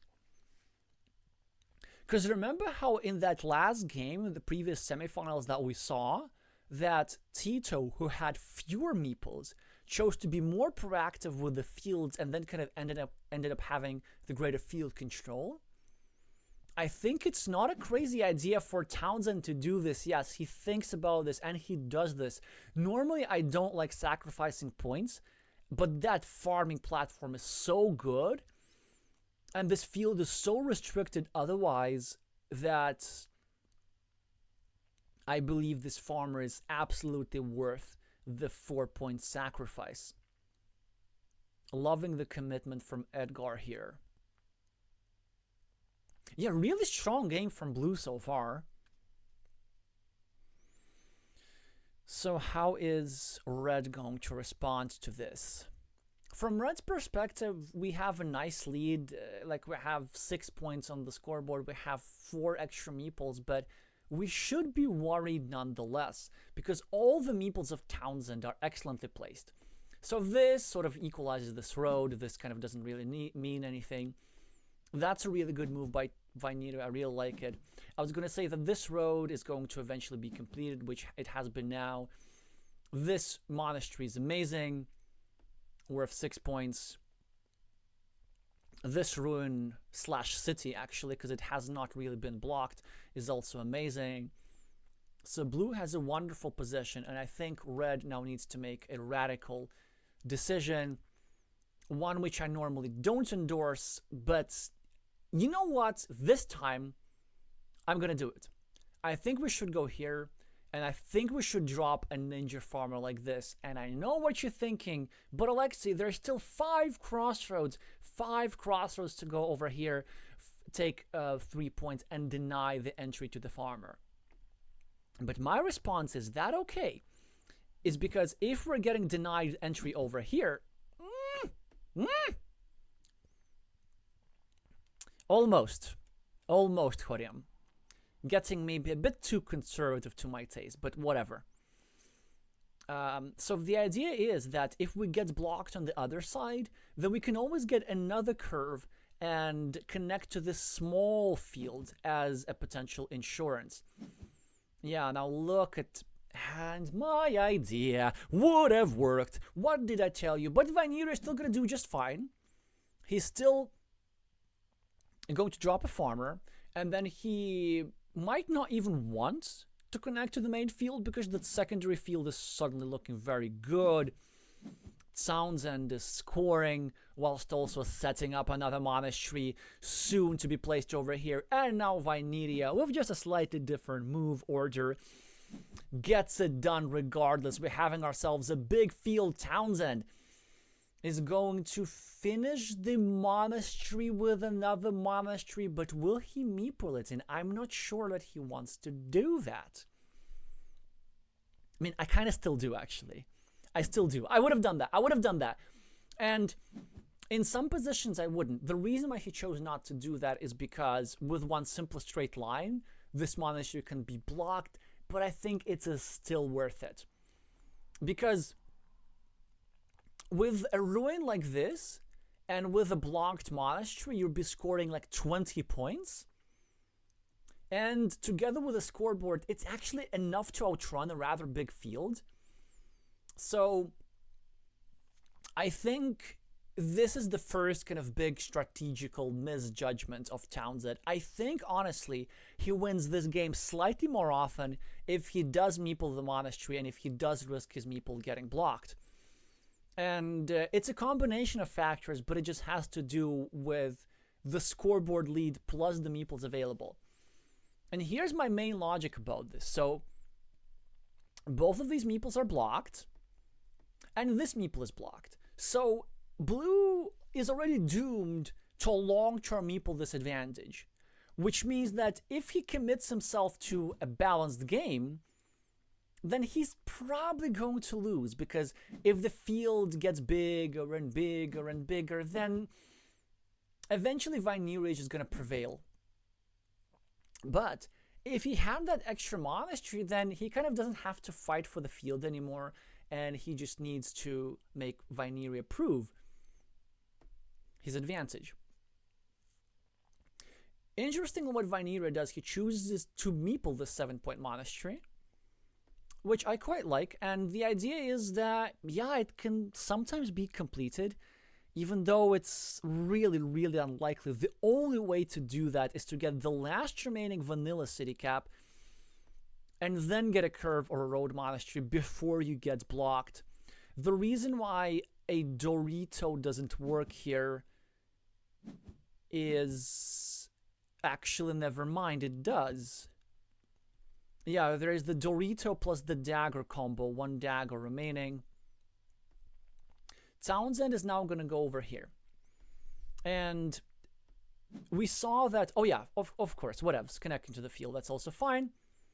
Vainiria is going to take 2 quick points here, start obstructing this here meeple. But I just want to address something further again. Imagine if blue had placed this meeple over here. Then red would not have been able to score these 2 points because red would have been forced to go over here just to permanently block this monastery. And so that way, by placing a meeple over here and by creating a threat of maybe completing that monastery, from blue's perspective, we would have basically generated more points, and we would have not allowed our opponent to score here. So it looks like an 8-point monastery, but de facto it would have been a 10-point monastery for us.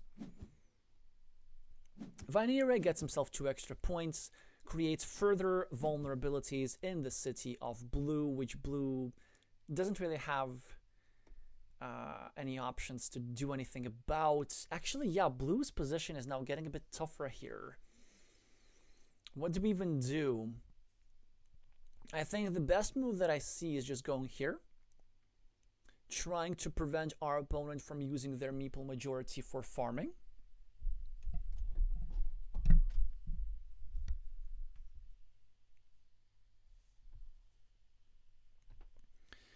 Yeah, because this here invasion platform, it's very, very tempting. Wait! Do we use that platform ourselves, though? I don't think we do. I don't think this is how we win the game. Because if we do this platform ourselves, and even if we don't get blocked, Vainiria is just going to get a city cap here, finish a city for 8 points. Yeah, generally, it's quite interesting. Like, for most... How do I say this? In most tile runouts, I don't really like giving back this pattern of extender plus triangle, because one single city cap could have very nicely pre-build and protect a city worth 8 or 10 points. And from blue's perspective, we really don't our opponents catching up on the scoreboard, so he chose a different farming platform, which is a perfectly reasonable choice. Okay, so he has chosen his strategy. He basically wants to be proactive with a meeple disadvantage, gain the advantage on the farm, and try to hold on to it. So maybe taking the inspiration from Tito in Tito's semifinals. This, I think, wins quite often. I think it does not win quite as often as playing a proper imbalance in this position with this particular geometry, with this particular scoreboard difference. But let's just watch how Edgard works his magic. Vainiria, 10 points behind, gets himself the last monastery. The last road monastery, that is. And he has many choices, each crazier than the last. The craziest is going here and meepling it for 5 points and betting the entire game on drawing the last city cap for this square soon enough so that he can get some meeples back, outscore his opponent, and honestly, the more I talk about this, the more unlikely it seems to occur. But it's a consideration. Another crazy idea, we go over here for 7 points. And it could be quite interesting. It looks like we can get blocked very easily, because our opponent can get a curve and go over here. But actually, what do we care about? And that's why I'm loving this here move.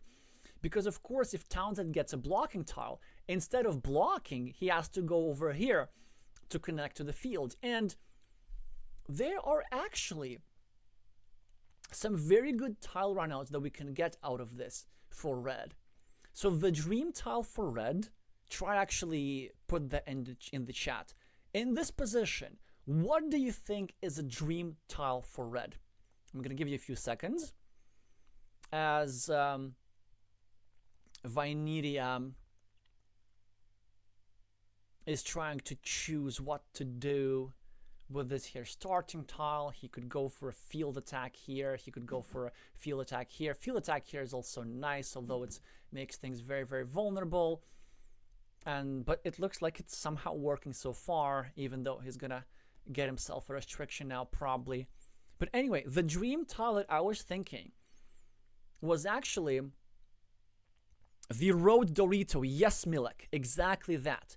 Because the road Dorito goes over here for kind of pre-completing his monastery and putting a meeple over here, and then getting a regular Dorito and trying to connect to this ruin whilst also completing his monastery, and that would just turn the tides around.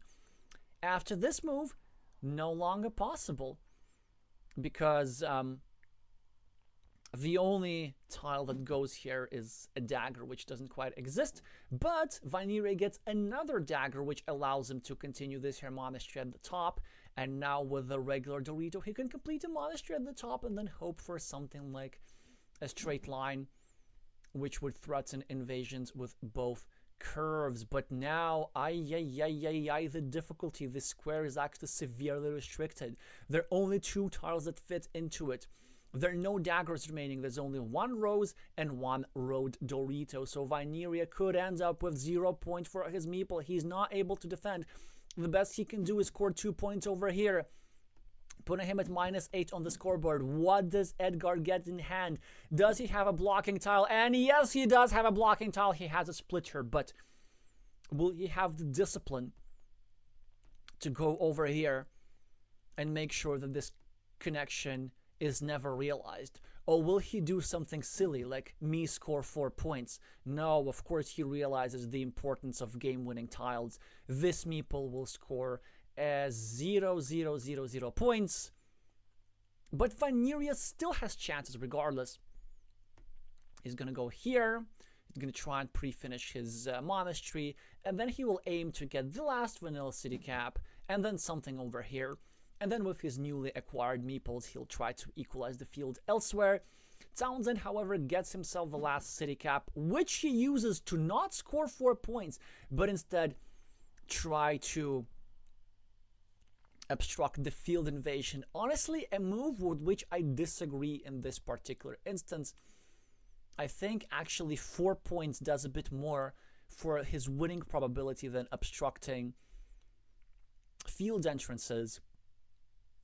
And the reason for that is that you can't really obstruct all field entrances, because this idea of getting a straight line and getting a curve is still kind of going to be there regardless. So better, since you have a lead on the scoreboard, you could just score a little bit, and with your ruin, you can outrun the 2 monasteries of your opponent. Then Vainiria is going to be forced to place his last meeple to equalize the field at the top, and then as blue, we just do whatever, like we take a 4-point road and we win by 3-4 points, something like this. So I think that would be my plan. Edgard chose to do what he did, which is also a reasonable move. I just think it wins a tad slightly less often.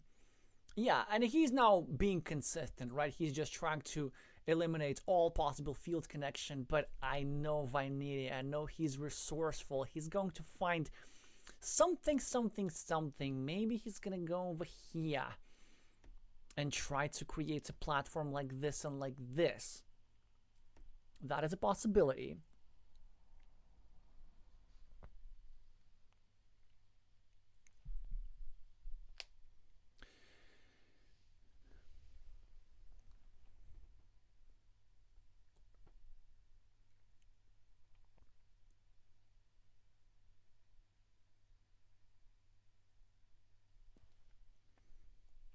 Time to take a sip, as Vainiria is trying to figure out how exactly does he create an attacking platform. And I think, yeah, this is an option, but a move which I really liked was going over here, because it would create 2 low prob connection platforms, but it would create them on both sides. So it would make sure that like blue cannot do something like this, because it's just so easy to block. And Vainiria is now kind of back to square one. So I think again we need to go at the top, I guess. Lame though it may seem, but I just don't see anything better. Wait a minute. No, that doesn't work. Yeah, 2 points for Vainiria is not gonna cut it.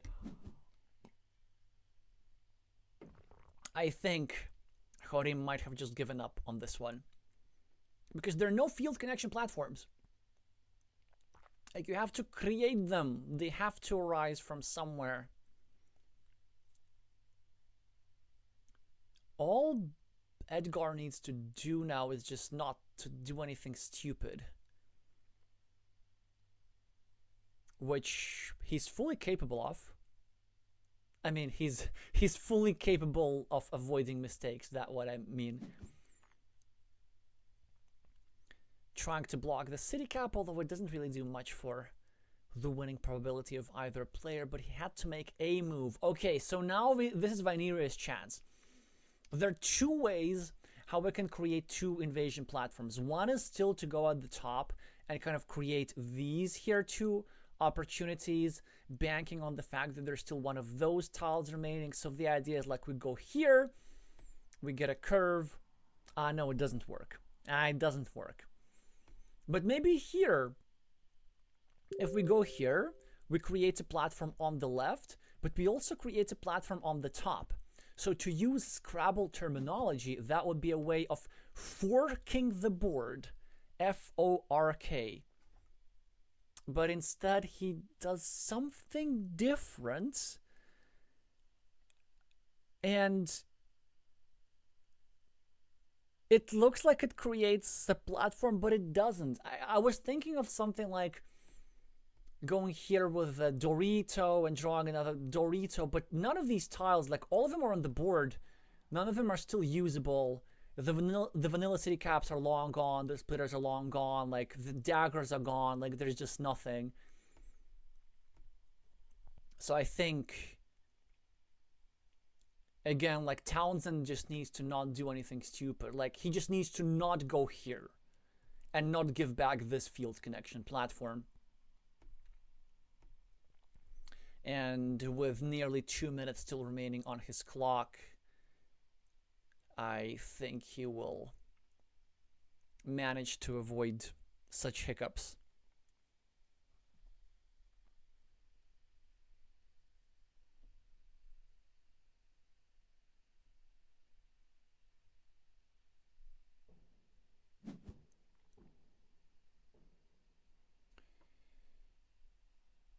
Yeah, and Vainiria has himself a tile with which he cannot really use anywhere.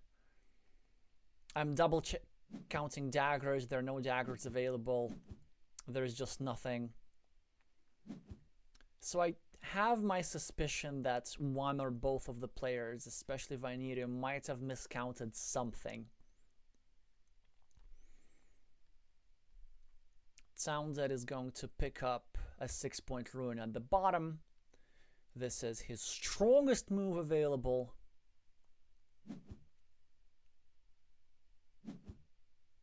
And Vainiria is going to pick up a 7-point city. Yay, that's something. Something nowhere near enough.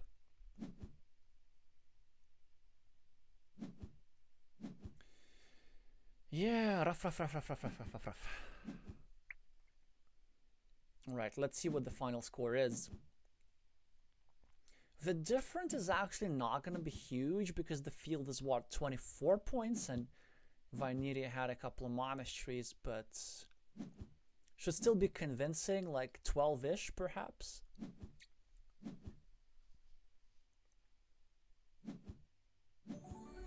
Yeah, 18, so close enough.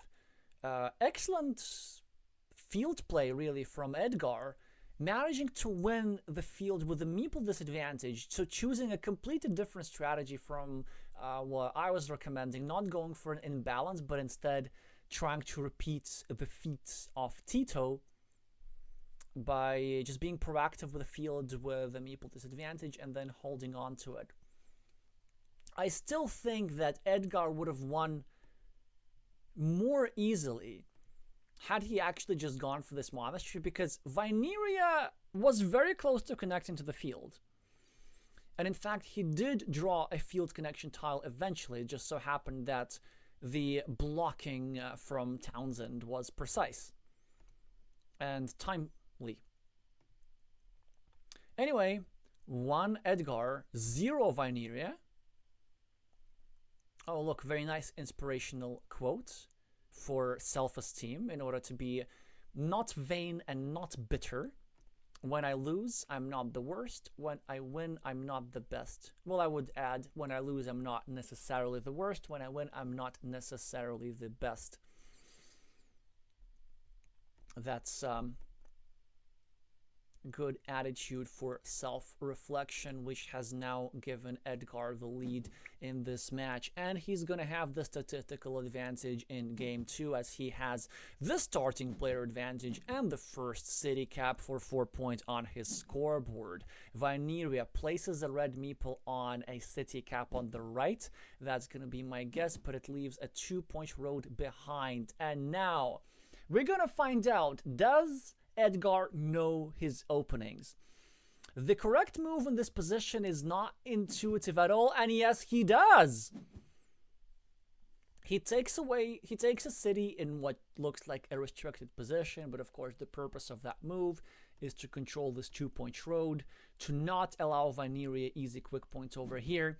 Now, the only road that Vainiria can take is like somewhere here or here, which would obstruct his own city.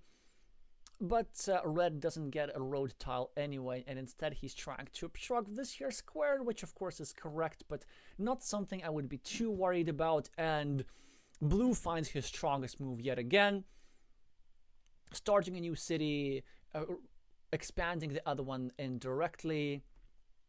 And now this one's tricky. The move that I'm tempted to play, and I think red will end up playing, is over here. We start a new city, we try and block the square. The disadvantage of that move is that the configuration of having a meeple here and a meeple here is not great. And that's why he chooses not to do that. But then the issue with that is that he leaves this road piece. And this is why I probably would have bitten the bullet and gone for the other move, which also would have totally worked. So yeah, I wonder if Jorim is the first one to make an opening in precision here. At least this appears to be the case if we just look at the current run out of tiles and ignore the other possible run outs of tiles.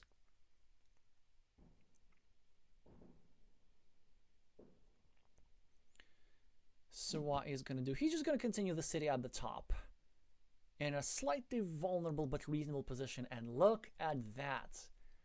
Edgard Townsend is now going to get himself an opening advantage by scoring 3 quick points, which could have been blocked earlier, and also developing his city and obstructing the city of Vainiria.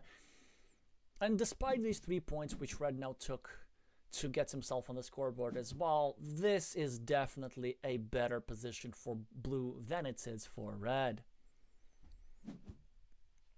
Blue finishes the city at the bottom, creating further vulnerabilities in red's city. Red needs to get something going for him ASAP, but he doesn't. He's probably going to finish the city at the top, or maybe not. Maybe it's the time to sacrifice some efficiency and go over here. That is tricky, actually. So on one hand, I hate my opponent having a curve and going over here, because that would kill off the most efficient expansion of that city, which is a Dorito tile. We want specifically a Dorito tile here, and build the city with 3 Doritos like this. If our opponent gets the curve, it's just so unpleasant to deal with. Then we wait ages for the dagger, then we get blocked towards this square regardless. But then, if we do this, and I appreciate Vainiria doing that, then we soon get restricted in that square. But I think red decided better be safe than sorry, and this move does make a lot of sense. Of course, it comes with betting his game on the farmer as well, potentially looking to complete these 2 city caps, take advantage of a couple of green squares over here, and also future green squares. Like if he gets himself a right-handed dagger, for example, he can go over here. That would open another green square on the left. So this farmer, whilst it looks quite modest, has actually massive aspirations, which blue is now trying to curtail. He's blocking the city of Vainiria in a bit of an unusual way. It is normally considered a protection rather than a block because there are 6 tiles that fit into that square, but 3 of these tiles are already on the board, so there are now only 3 tiles. And then blue is going to go here, going to open up a platform, create a further restriction, and red is in trouble.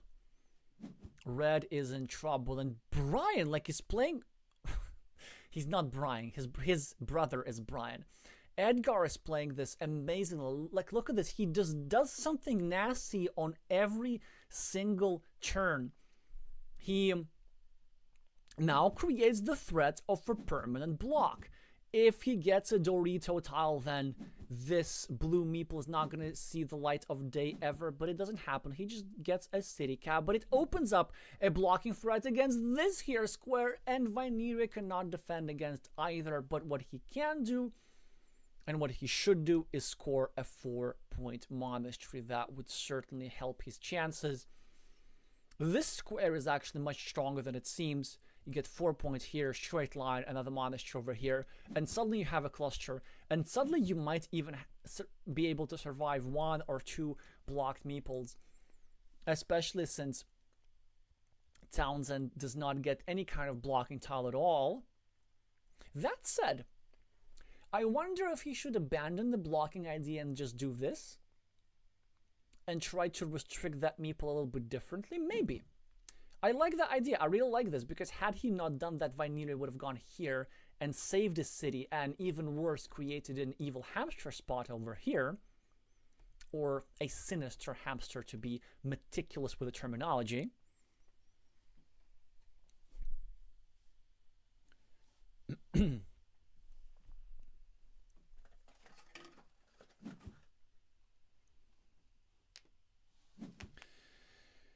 Ay. Poor Vainiria is going to have his city blocked with the starting tile. And he also has his field blocked as well. And I'm going to say this after the game as well, but it all of it is not luck. It is the consequence of this move. Had red placed this tile in the other location, red wouldn't have had any of these problems. The vulnerability of this city, the advantage of Townsend on the scoreboard, the threat that he has for this here city, like, none of that. Even this city would have been fine, because this here guy, red would be able to use this here tile to complete this here city. So I just love these instructive moments where you can see the butterfly effect of a seemingly inconsequential early decision. Red could have been thriving. Red could have been thriving, but instead red is suffering. He can still win this technically. And I like how he's setting this up. So now he's banking on getting a starting tile. First of all, he saves his city toward the 50-50 chance of drawing a starting tile. And then to make double impact, he blocks his opponent's city for the same starting tile. So if red gets a starting tile, he gets his meeple back, and he denies a meeple to his opponent. And then suddenly he can actually still win this. But it is absolutely contingent on him drawing a starting tile. Red gets a city cap, for which I believe there's one correct move and one move only. Well, there are 3 moves that I can think of. My favorite is actually going at the bottom and starting a new city there, anticipating the growth of that field, because this here farmer needs to justify itself really, really soon. So we better take advantage of the one and only green square that we have, before a straight line goes here for further restriction. Option 2 is going here at the top, trying to block this meeple permanently, but then if we are already betting on the starting tile, we might as well not block here and just hope that we block the starting tile ourselves for greater efficiency. And the third move is maybe going over here because it creates some sort of chances of restricting the square and potentially blocking it, but in reality, most of the time, such moves help your opponent more than they hinder your opponent, and Jorim has the discipline and finds what I believe is by far the strongest move on this board, but far from being the obvious one.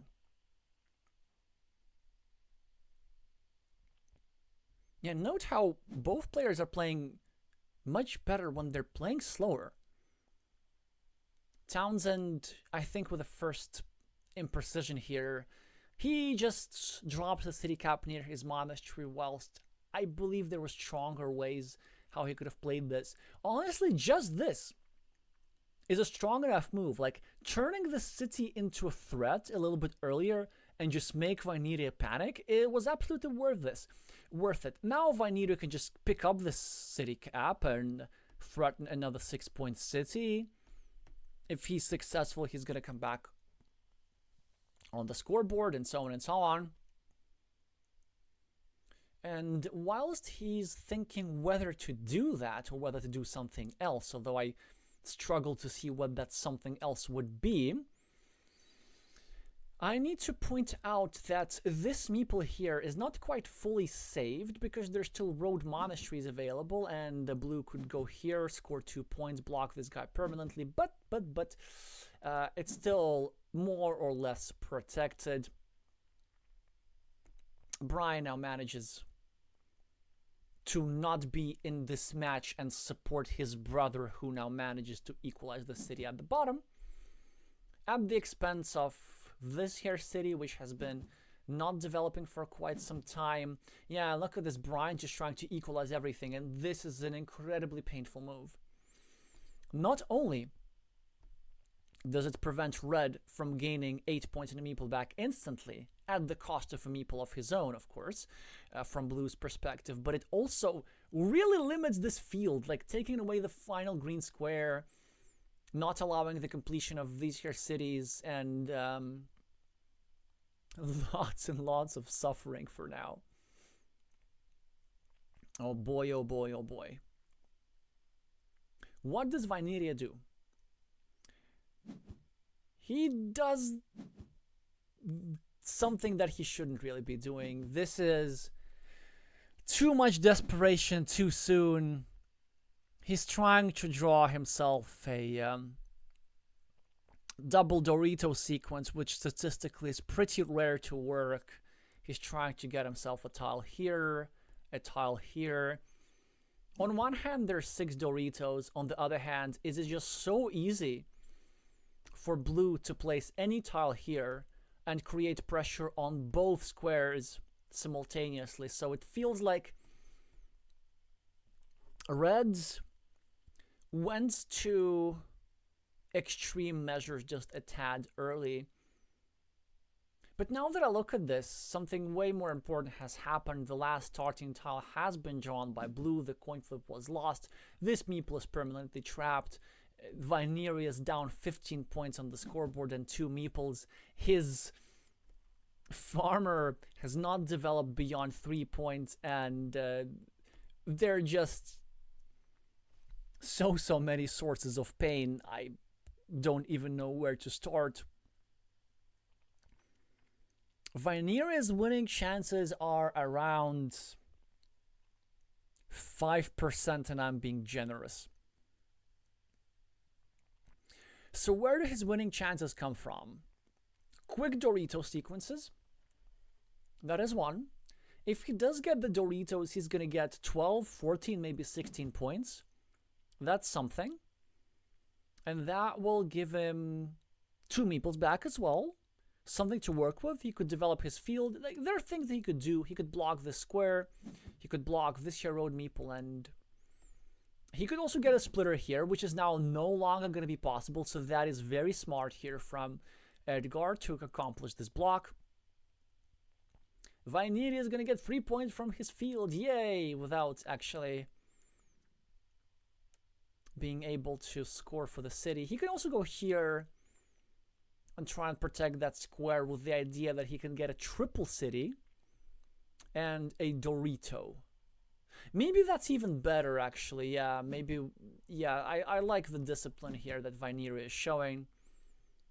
Of course, it ends up backfiring immediately, as he would have been able to connect over here. But what's worse, what's much, much worse for poor Jorim is that he's about to get blocked and he cannot even defend. And this is about to turn into a spectacle not safe for work.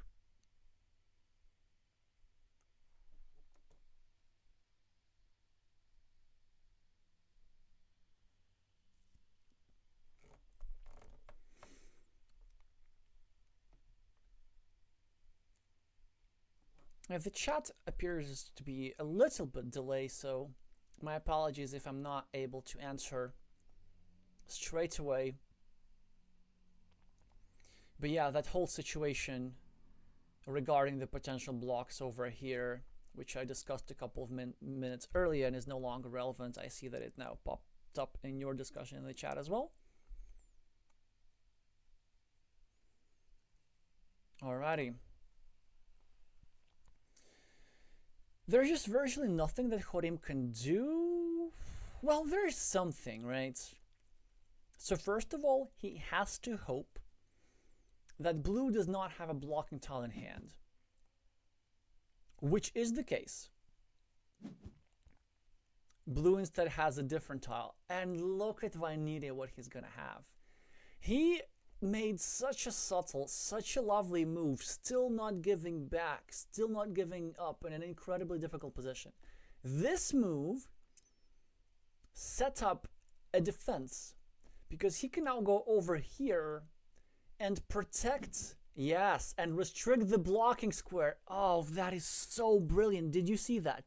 So subtle. This move creates a platform for blocking the blocking square, and it is now has been doubly justified. Had Jorim not done this, Edgard would have used this here straight line for a complete block, but he's now not able to do this, and Vainiria manages to finish off this city. Did you see what's going on? Did you see what's going on? He's gonna get 14 points from it. He's now nearly equalized the scoreboard, and he's now nearly equal on meeples. Of course, still an uphill climb, but this here move, the subtlety, the beauty, this here defense, this is the only thing that keeps the 2023 Mindsport medalist alive. Townsend now continues his road. He now has 8 points in a meeple back waiting to happen. Also a better farmer than this here green meeple, although with a road monastery, which is likely going to happen here, they are eventually going to be united. But still,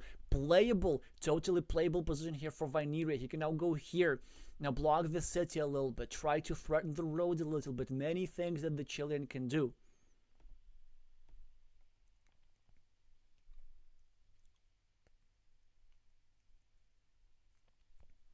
I'm gonna need a lot of hot liquids after this.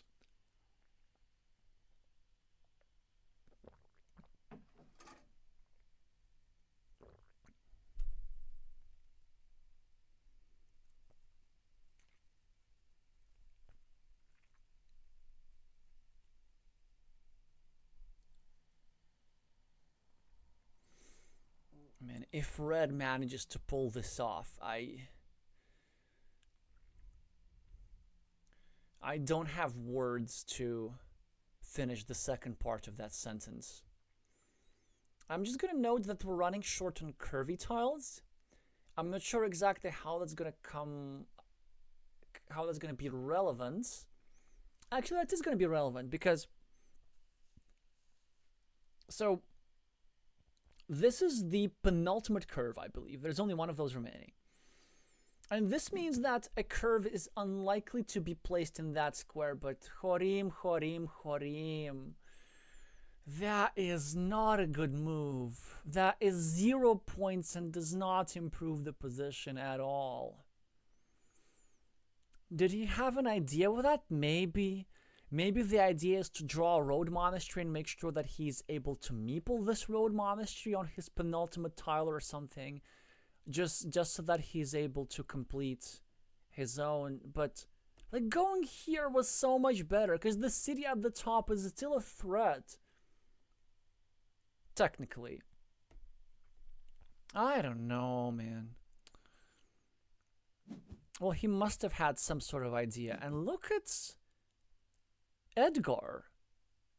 I think he's playing a bit too vaguely. Having two 6-point fields, now suddenly the meeple minority temporarily compared to Vainiria. Vainiria now is going to clean the bottom city cap.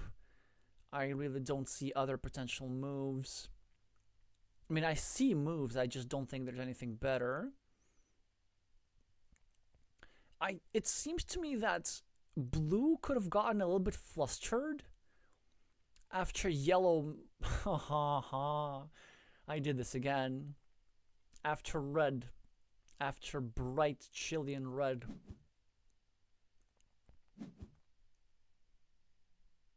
was able to complete the what?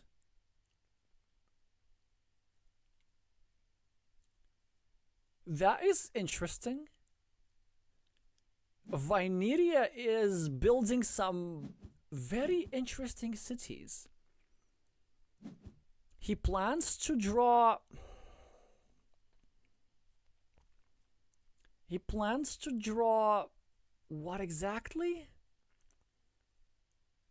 2 Doritos? There's still 2 regular Doritos remaining. Okay, actually that could work. So there's 1 splitter and 2 road Doritos. So there's a 50-50 chance that he draws both of them. He goes here, gets 1. Gets another 1, finishes a 12-point city, drops a farmer here for 9 points. That is actually a possibility, but what he didn't realize is now this here monastery move is no longer possible. Because you cannot justify blocking your own city or creating a platform for blocking. So probably going to see 2 points over here trying to achieve some sort of expansion like this. That makes a lot of sense. And then again, this here city at the top has just become a threat. Townsend is going to finish his road, of course.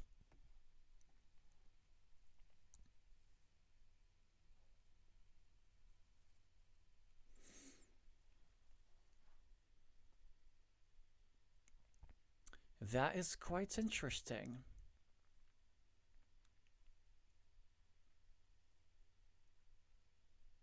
There is the risk, of course, that if Townsend gets the Dorito tile first, he can go here, and he can limit this square to a vanilla city cap, which is no longer in the deck. But since he has now finished the road, he's going to maybe even withstand. Maybe even withstand that here city completion.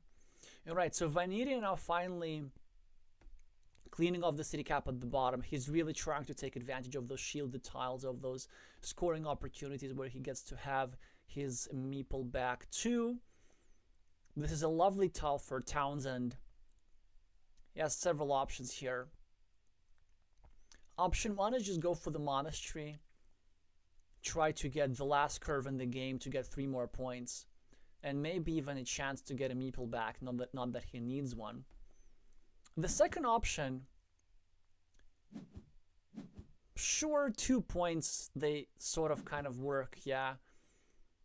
But I was thinking of maybe going over here and going on that 6-point farm a little bit earlier. What do you think?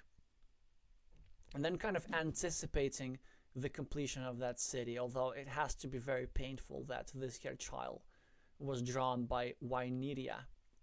By Townsend and not by Vainiria. A 7-point move, a secondary 6-point field is being created. Now a rodent tile, which Vainiria is not able to use productively, but he's still, like, he could have at least blocked that square. Because now Townsend's gonna do stuff like this. I don't know. Or he could do stuff like this. Like, it could have been so easily prevented. He's not even gonna drop a farmer. Okay, Vainiria now has to do hoping. He has to go here, and he has to not finish the city. He has to hope for the last remaining regular Dorito to fit into this square. So his winning sequence, we go here. I'm not sure if it's even winning, but his highest scoring sequence, we go here. Then we hope for the rose tile, which is the remaining city cap that fit into this square. Then we get a meeple back. Then we get a regular Dorito, and we drop a farmer here for 9 points, unless our opponent gets a farmer here earlier, which they might not be able to do if our opponent draws a monastery. If and only if our opponent draws a monastery, because a monastery doesn't fit in those squares. So our opponent could go here for 6 points, and then we complete the city for 12, drop a farmer for 9, and then we have one more move to go here for 6, something like this. Probably not enough, but that is the best, the noblest effort that I can envision in a situation like this. And he does exactly that. And look at this. Townsend is now trying to finish a city of his own. But that is actually not a good move at all. That is not a good move at all. Because, you see, the only way how he can finish this city is by getting the last Dorito. But if he gets the last Dorito, he wins by denying Vainiria the city. So what Townsend should have done is just broken this city at the bottom. Anyway, none of that is probably going to matter. Because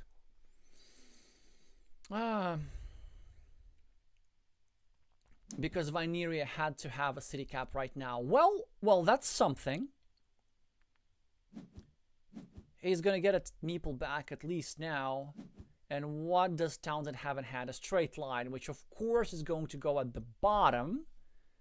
And of course is going to be used to do an insurance farmer. Am I right? Am I right?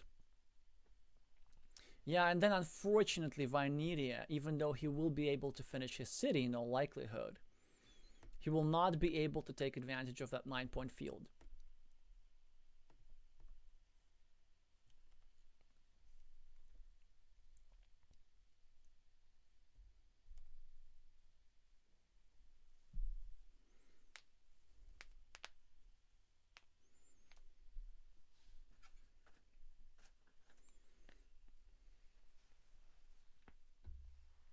Yeah, I've been in sedentary position for a long time.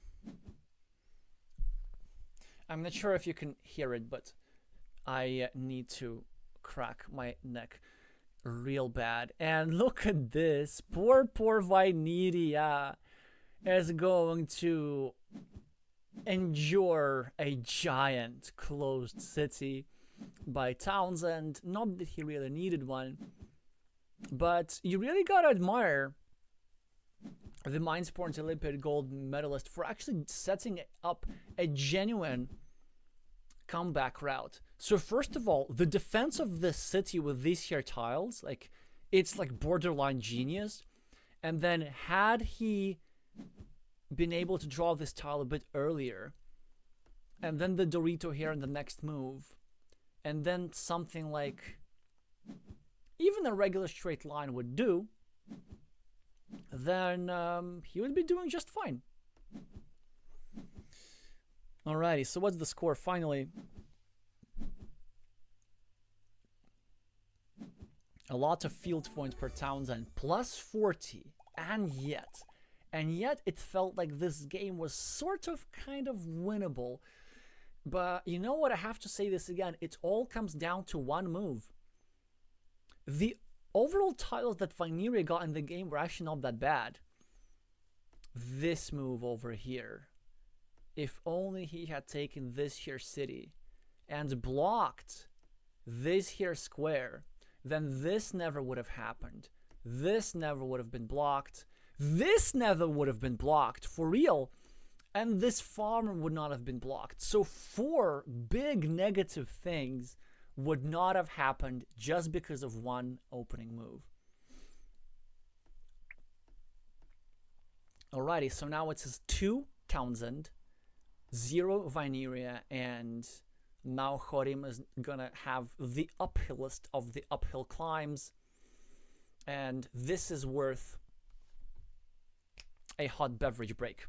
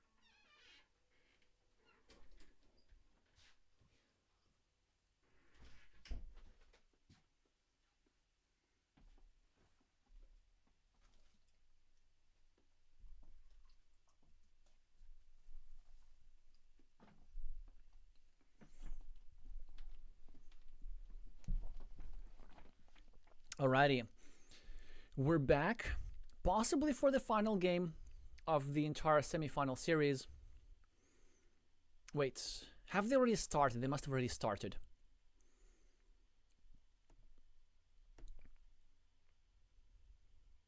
No, they're just starting. So Vainiria is now going to be the starting player. And if you want to come back in this match, then this is exactly the situation that you want to be.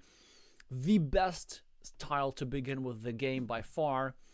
And will he get a city cap to get himself the 8 points? And yes, he does. Okay, I have a feeling that he's going to get at least one in this series. It says like the best possible start. Of course, Townsend coming back. Meepling a new road, completing his city. Vainiria is going to start a new city whilst obstructing Blue's city. A 4-point loop is being created at the top, which is exactly the natural move. Now, of course, a 4-point monastery is being deployed and a 2-point monastery to equalize it immediately. Now, these monasteries are sharing all these squares, and Vainiria, he's typing a negative face in the chat, but this is a misassessment of the position. It's a good tile. In this position, it's just legit a good tile. He gets to continue his city, and he gets to then threaten the blockage of this here city. So the complaint is completely inappropriate. Now, if Blue were to have drawn that tile, then that would have been unfortunate for them, because Blue would have been forced to help Red create that blocking platform, as this is the only legal square where this tile can be placed. So Blue now is forced into something inconvenient. They want to avoid a block, so they kind of try to connect the fates of these here two cities. But if Red can just go over here with a bunch of straight lines, if he can manage to get the square, he will have a huge advantage in that area, as this meeple will be capped at 2 points, and this meeple has endless squares where it can further develop for upwards of 12 points or possibly even more.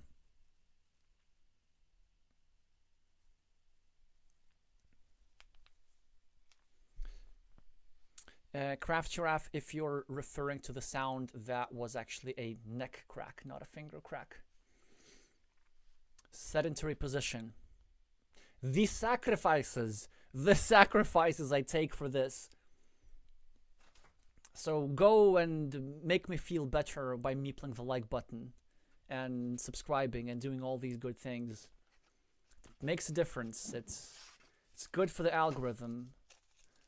Very good for the algorithm. Alright, so Vainiria is now trying to create a blocking threat straight away.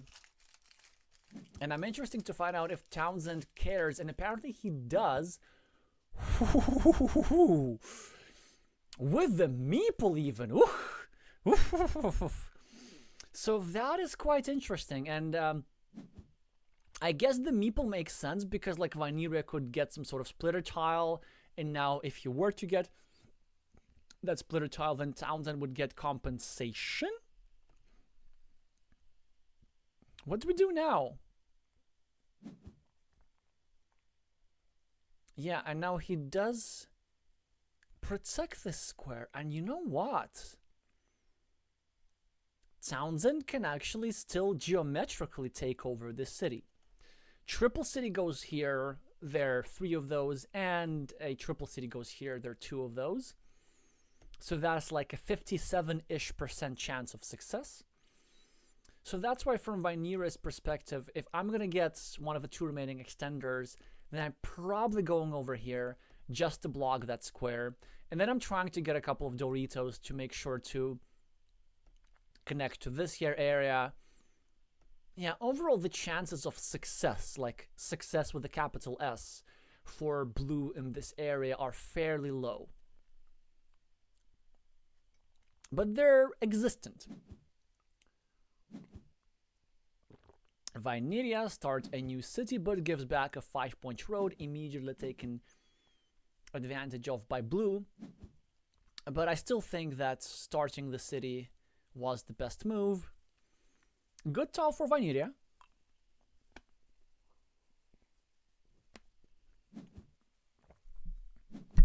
And a good chocolate tile for myself. 2 quick points. And a reduced probability of the city on the right getting completed.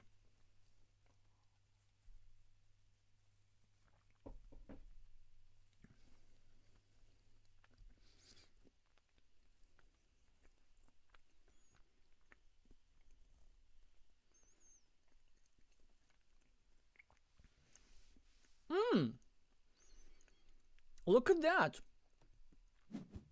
How timely. These 2 points blocked a fantastic 6-point monastery spot for blue. So the best blue can do is placing a tile here, and I'm not even sure if he should even meeple it. I think he should.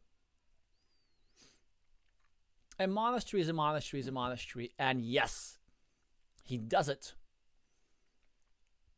And actually that monastery spot is not even that dangerous. Like, the worst that can happen is red going over here with a Dorito, limiting this square towards 2 starting tiles, in which case we still have plenty of curved or straight lines to go over here and defend, and ultimately complete one or both of these monasteries. Oh, a cluster! Townie is turning this one around. And of course, red is trying to block the road at the top. No! Why not do that? I mean, this move is okay. It's not bad, but this is better. Just block things. I'm not a fan of, you know, using tiles for shared squares. I know that he wants to complete this monastery, but he doesn't want to complete this monastery because this here square is controlled by, it's not controlled, but it belongs to 2 monasteries of blue, and it belongs to only 1 monastery of red. So it is in blue's interest, not in red's interest, to fill that square. In a way, that move also makes sense because it creates a greater vulnerability in that here square. But it seems to me that first of all, you should take away as many options as possible, like not allowing for blue to draw one of the 6 remaining curves for this here square. And then, you know, we could go for a fuller block. Alrighty, so Townsend is building up that square indirectly, and Vainiria now has a chance. Why don't we go over here, start a new city, and then kind of pressure the square a little bit? You know, we're running out of starting tiles. Maybe we can do some blocking, and he's trying to do that, and will he succeed? Maybe. He may succeed. Townie now getting himself a lovely tile to continue the monasteries. And Vainiria is now in a position where he can't block everything, but he should block something. Going here is a non-starter. There are too many crossroads available. There's still 3 of those. We absolutely need a city plus road tile. Ideally, what we need is a starting tile, making sure that there's 0 tiles that fit into this square. The move of my choice is going here, just not allowing blue to get the meeple back too quickly. I think this is the best that they can do. There are also some other extravagant ideas. By going over here, we can sort of restrict that square, and then maybe we can go later and continue the block and then try to block all 3 monasteries at once. Honestly, unlikely. The vast majority of the time, all 3 of these guys survive, which is terrible news for Vainiria fans and those of you who wanted a longer stream today.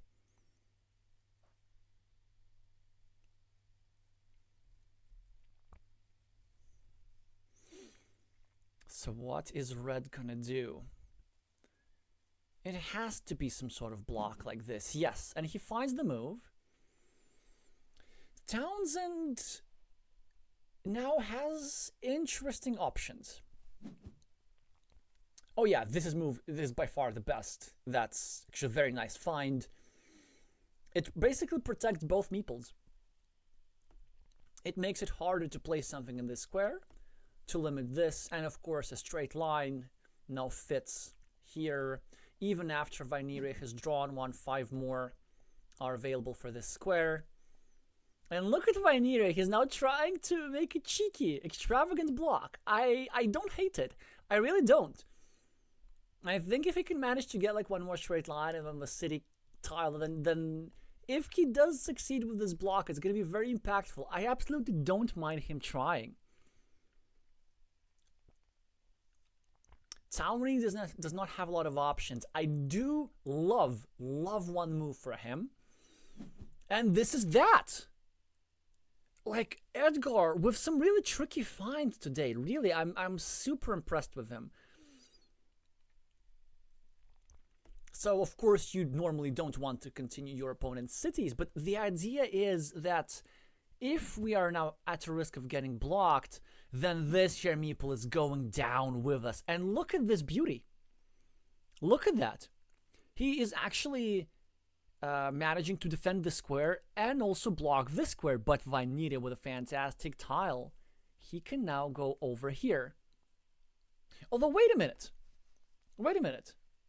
Wasn't this move a little bit rushed? Wasn't the original intention of Townsend to go over here and instead try to eat away at this city?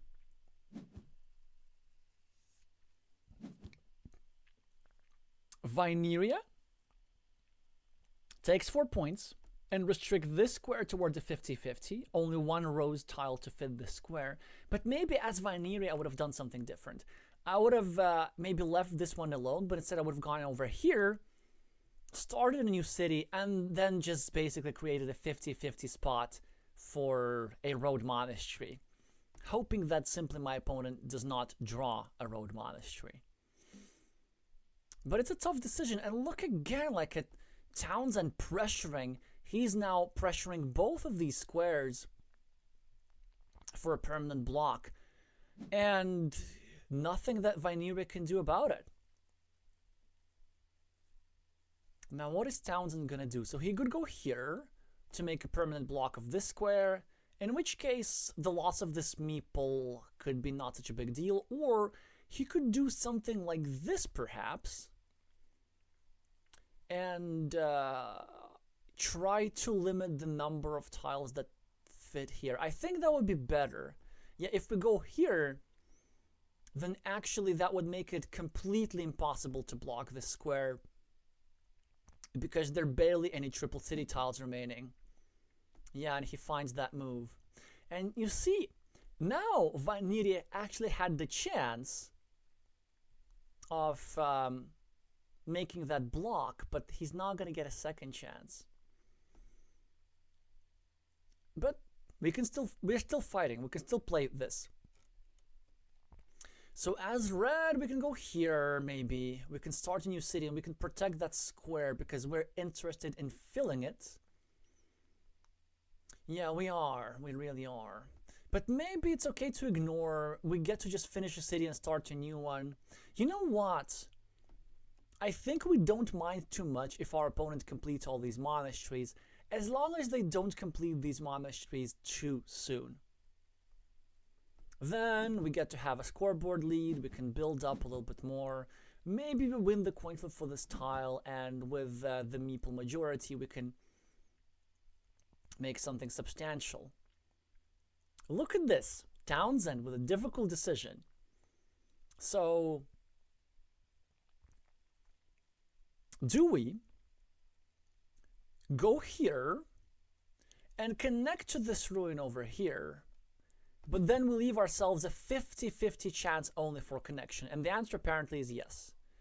And the other option was just letting this go and then trying to find a different tile that fits into the square, and then just going over here and snatching a big ruin and then hoping to get a curve to get a meeple back a bit sooner. Vainiria can still go here technically and hope for the magic tile that fits into this square. I doubt that he needs that. I think he can just build at the bottom, and I think that with this particular tile it is essential to do so. I'll explain why in a minute. But he could also consider invading this here ruin on the left, although given the fact that it's not a huge ruin, it's not particularly productive. The reason why I like building at the bottom is because that would allow me to leverage my long-term meeple advantage, because blue has these two guys tied up for a long time, if not forever, even if blue gets this guy out a little bit earlier. I think this is not maybe the best move, but it's reasonable. Actually, it's fine. But the reason why, as Vainiria, I really liked this idea, and he will get a sizable ruin himself for like 12 points, and worst case scenario, he's gonna tie it.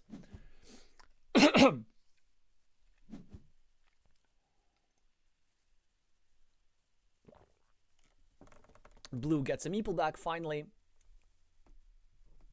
This here city is permanently blocked, as there are no sequences of tiles that fit into both of these squares. Only one of these squares can be filled. And it depends on who's going to draw that particular tile. Alrighty. Yeah, so the reason why as Vainiria I would have probably preferred this here move with the splitter tile is because with my meeple majority I want to create fields, and splitter tiles are perfect for creating fields. We go here, we build up our city, and then we go here and like start a 9-point field. Now, there's still a healthy number of city caps to be drawn, but not many places to start fields, and I believe that Vainiria might not be able to leverage his meeple advantage. Dagger tile for Townsend. A new city is going to happen unless he chooses to go crazy and go here and meeple this and hope to draw the last triple city to just equalize over here like it's nothing. Yeah, this here little piece is actually an interesting way how blue could win this game. Or red for that matter, just trying to gamble. No, it's only blue, only blue. Because look at this. If red goes here, red doesn't gain anything from it, because if red gets the triple city tile, then red can just not put it over here. Okay, we can see that Townsend is asking content move, and he's thinking about this. He is absolutely thinking about this. No! No! Are you kidding me? An instant disappointment from blue!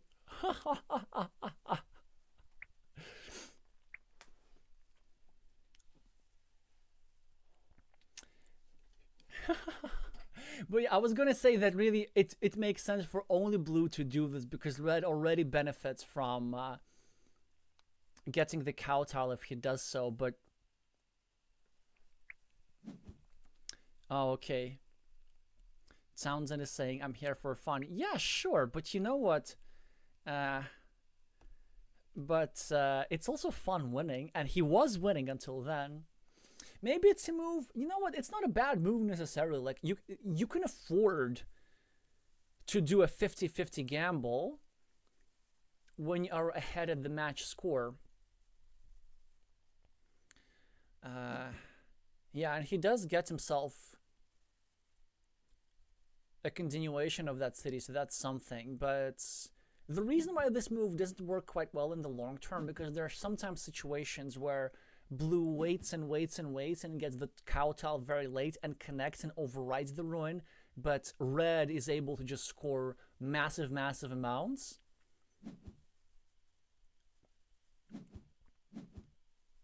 And then chips away at the scoreboard and manages to outrun the ruin. Yeah, now Vainiria is going to drop a farmer and do things very methodically. That's the perfect tile to do so. Of course, farmers are going to get clean. These city caps are going to get cleaned up soon enough. But you know what? I try to be optimistic. Maybe like 2%, 3%, 5% chance we do have from blue's perspective. And in order to make that happen, we just need to draw this here tile soon enough. Right? That would be 8 points for our scoreboard. A meeple back. Yeah, this is surprisingly still playable. Like, I don't know how. So we get this tile, then we try to get quick points, and then we drop 2 farmers and win on our last move. That is doable. Uphill climb, but doable.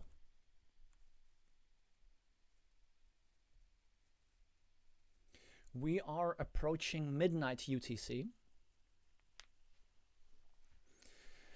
And with that, so the 3-hour mark of the stream.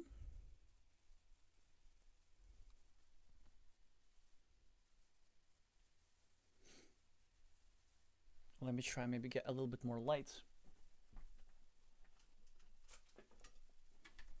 I'm not sure if it's any better. Maybe a little bit. Straight line for red. Not many moves. I would just drop the straight line somewhere. Where exactly? Maybe here to break up loops. Maybe here. Yeah, here it's probably nice because it limits some city building options. Because it slightly restricts the square, it kills off a potential comeback route in the game where blue just draws a bunch of tiles for these here squares. Yeah, because I'm looking at these road Doritos. There are 3 of those on the board, so 2 of them are still available. And yeah, this move from Edgar makes sense, but maybe it would have been also fun to just go here, or here, and then here, and just like try to build a 12-point city here without any meeples. Okay, Townsend is developing. Like, this somehow is working. He is getting points. He is advancing his position every turn. Red, of course, is now forced to finish the loop. I don't think we can meeple that city cap. It seems to be a little bit too reckless at that stage of the game, although I wouldn't find it crazy. Townsend with a straight line. Not the tile of his choice. He would have preferred a city cap to get 4 quick points. But, you know, it is what it is. Maybe some farming restrictions are in order. Maybe we can do, I don't even know what. Just most importantly is that we make a move and move on.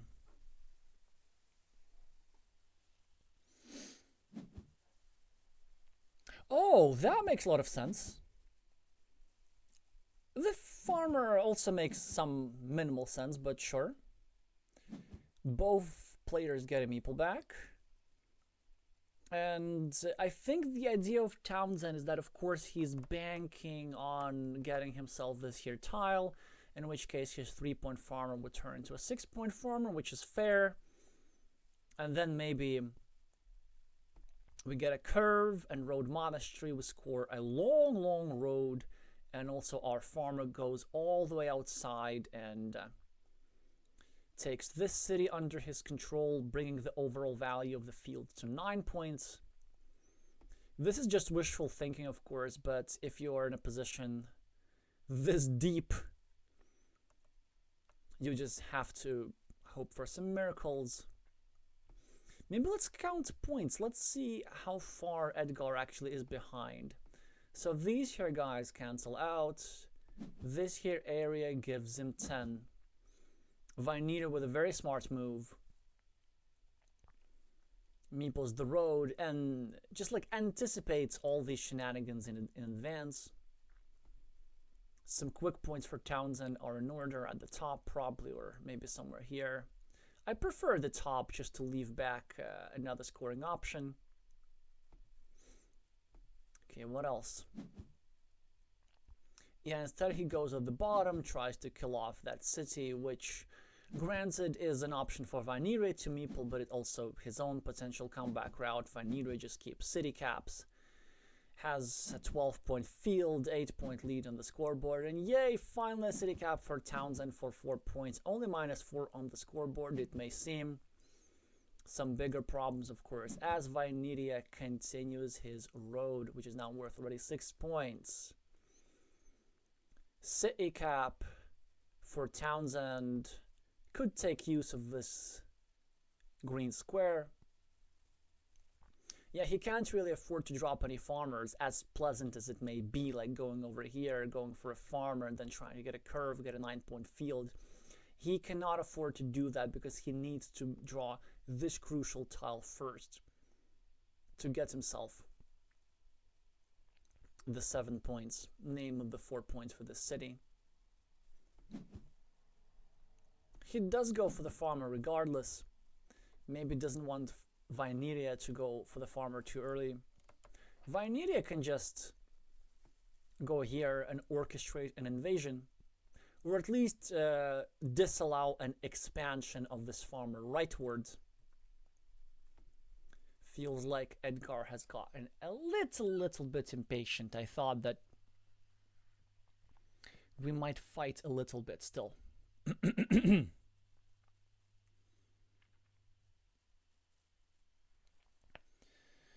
1, 2, 3, 4, 5, 6, 7, 8. Only one curve remaining.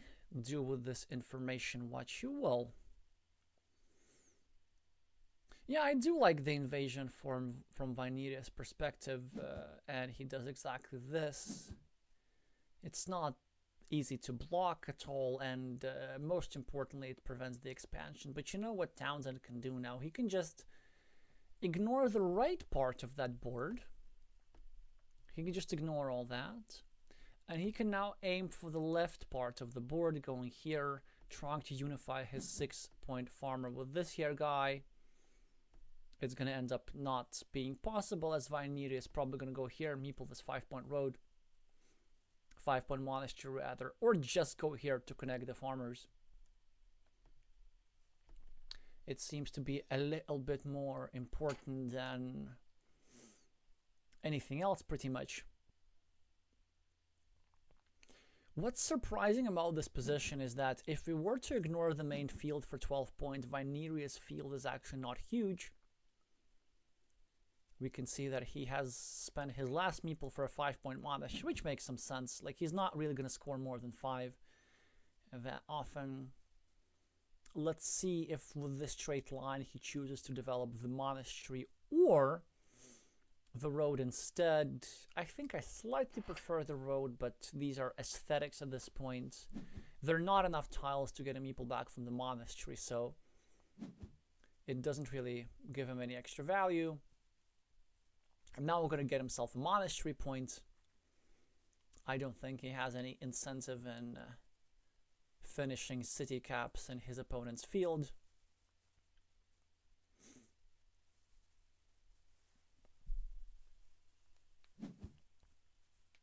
Townsend finally gets himself a meeple back and expands his field a little bit.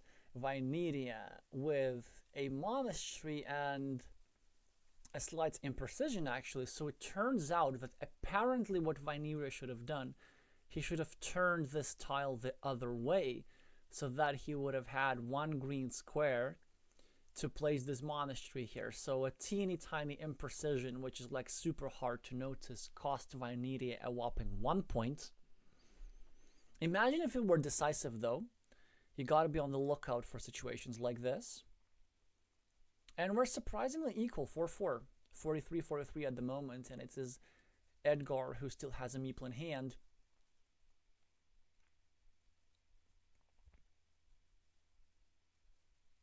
Still gonna lose by around 15 points. And Townsend, with a curve, is going to score 3.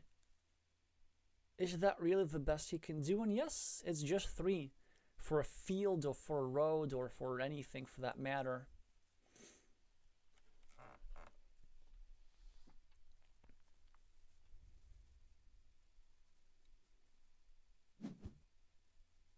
Here's the 3-pointer.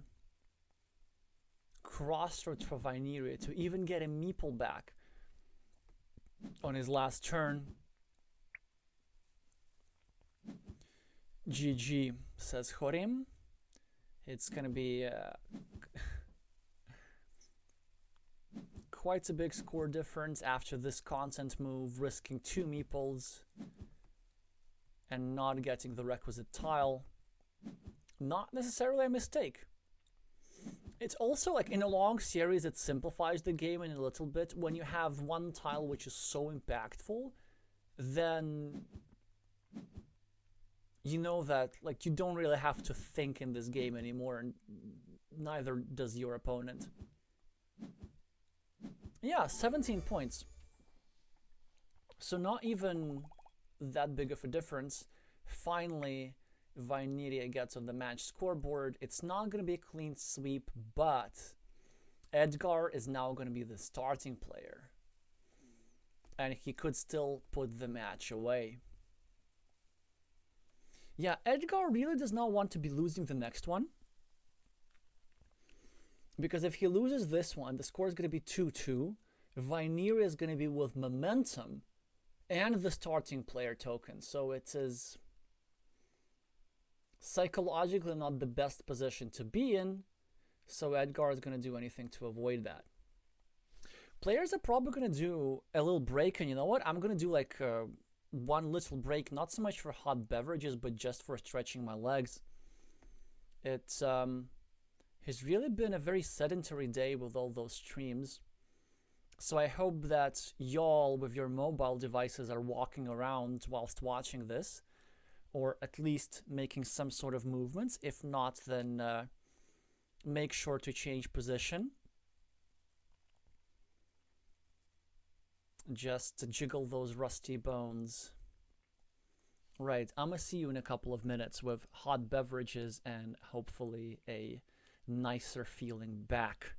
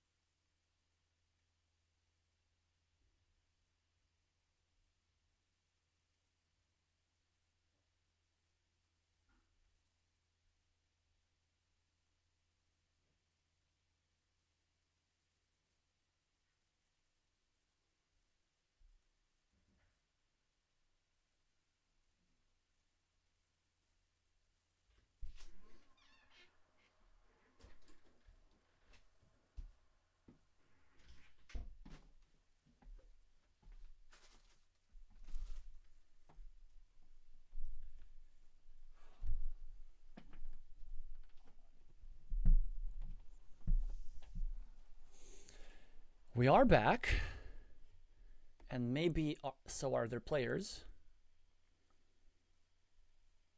And yes, there are. So possibly the last game of the day, possibly the penultimate one, and it is Townsend who is the starting player and already has a 7-point lead on the scoreboard as a result of this 3-point road and this 4-point city. Vainiria with the monastery, which has immediately been equalized by Townsend monastery, and just a 2-point city for red. This is a really good opening position for blue here. Blue starts a new city, as far away from all other features as he possibly can. Vainiria with a city cap probably wants to continue his city and maybe even drop a farmer. That would not be crazy. I doubt if he has anything better. Well, I can think of some options, but I would really avoid being overly extravagant here. But I know that Jorim likes to use his time. Oh, look at this! It is important. There has been a discarded tile. This actually is great for Vainiria. Look at this, the quadruple... you can't see this, but basically it's under my face. The quadruple city has been discarded. And this means that despite Townsend being the starting player, the finishing player in this game is going to be Vainiria, which means that he will have the better probabilities in all critical situations throughout this game. But Townsend, in the meantime, enjoys a second 3-point monastery, which exerts additional pressure on this here restricted square, which now happens to be very much unrestricted, as an 8-point city goes to Vainiria and their first lead in this game on the scoreboard. But a fantastic sequence for Townsend as well, as he gets 2 shielded Doritos in a row that allow him to continue a rhombus-shaped city. Vainiria has a strong move here. 2 good moves, but it is difficult to find. The first move that you might think is going over here for 2 points and leaving the city cap sort of kind of in your field with still 2 daggers available to claim it like this, right? Just try to imagine this here sort of configuration, yeah? I think it's okay, and especially because it indirectly disrupts this road, because it sets up another 4-point road, which this here road segment is not a part of.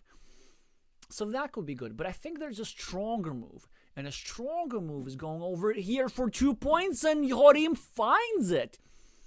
The idea is that as soon as blue goes here and finishes this city, then we pounce on that meeple and we block that blue guy with just 2 points.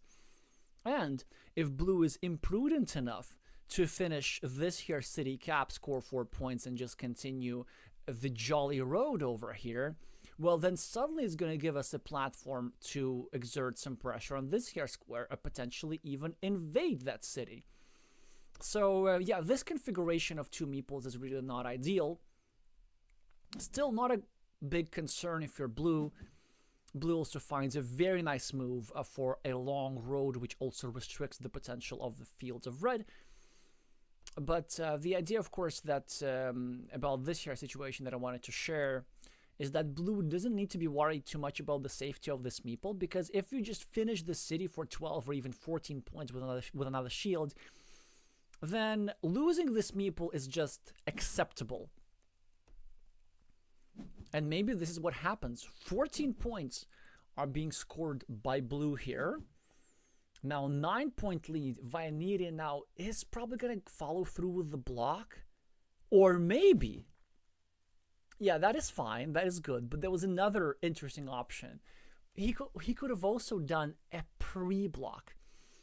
If he draws one more tile like this, he can go over here and, yes, indirectly, well, directly, and add a point to his opponent, but then he can hope to draw a curve and then limit this square toward the starting tile whilst also freeing up his own monastery.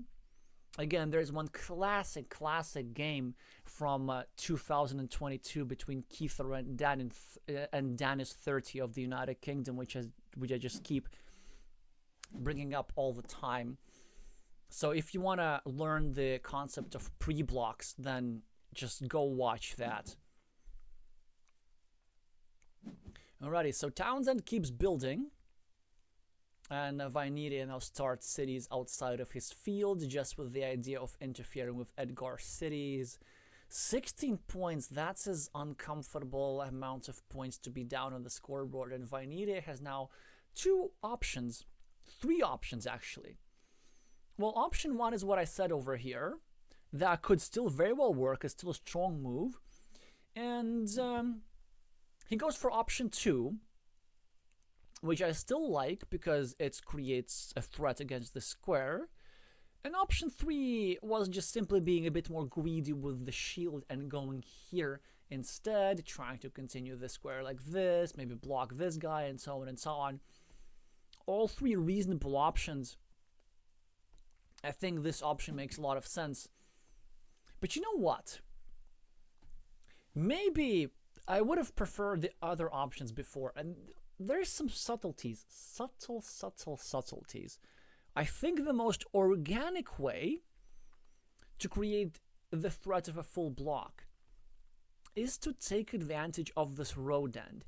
I think from Red's perspective, we were supposed to just patiently wait for a road tile, then start a new road over here, so that we would make a move which both scores points and tries to block the square at the same time.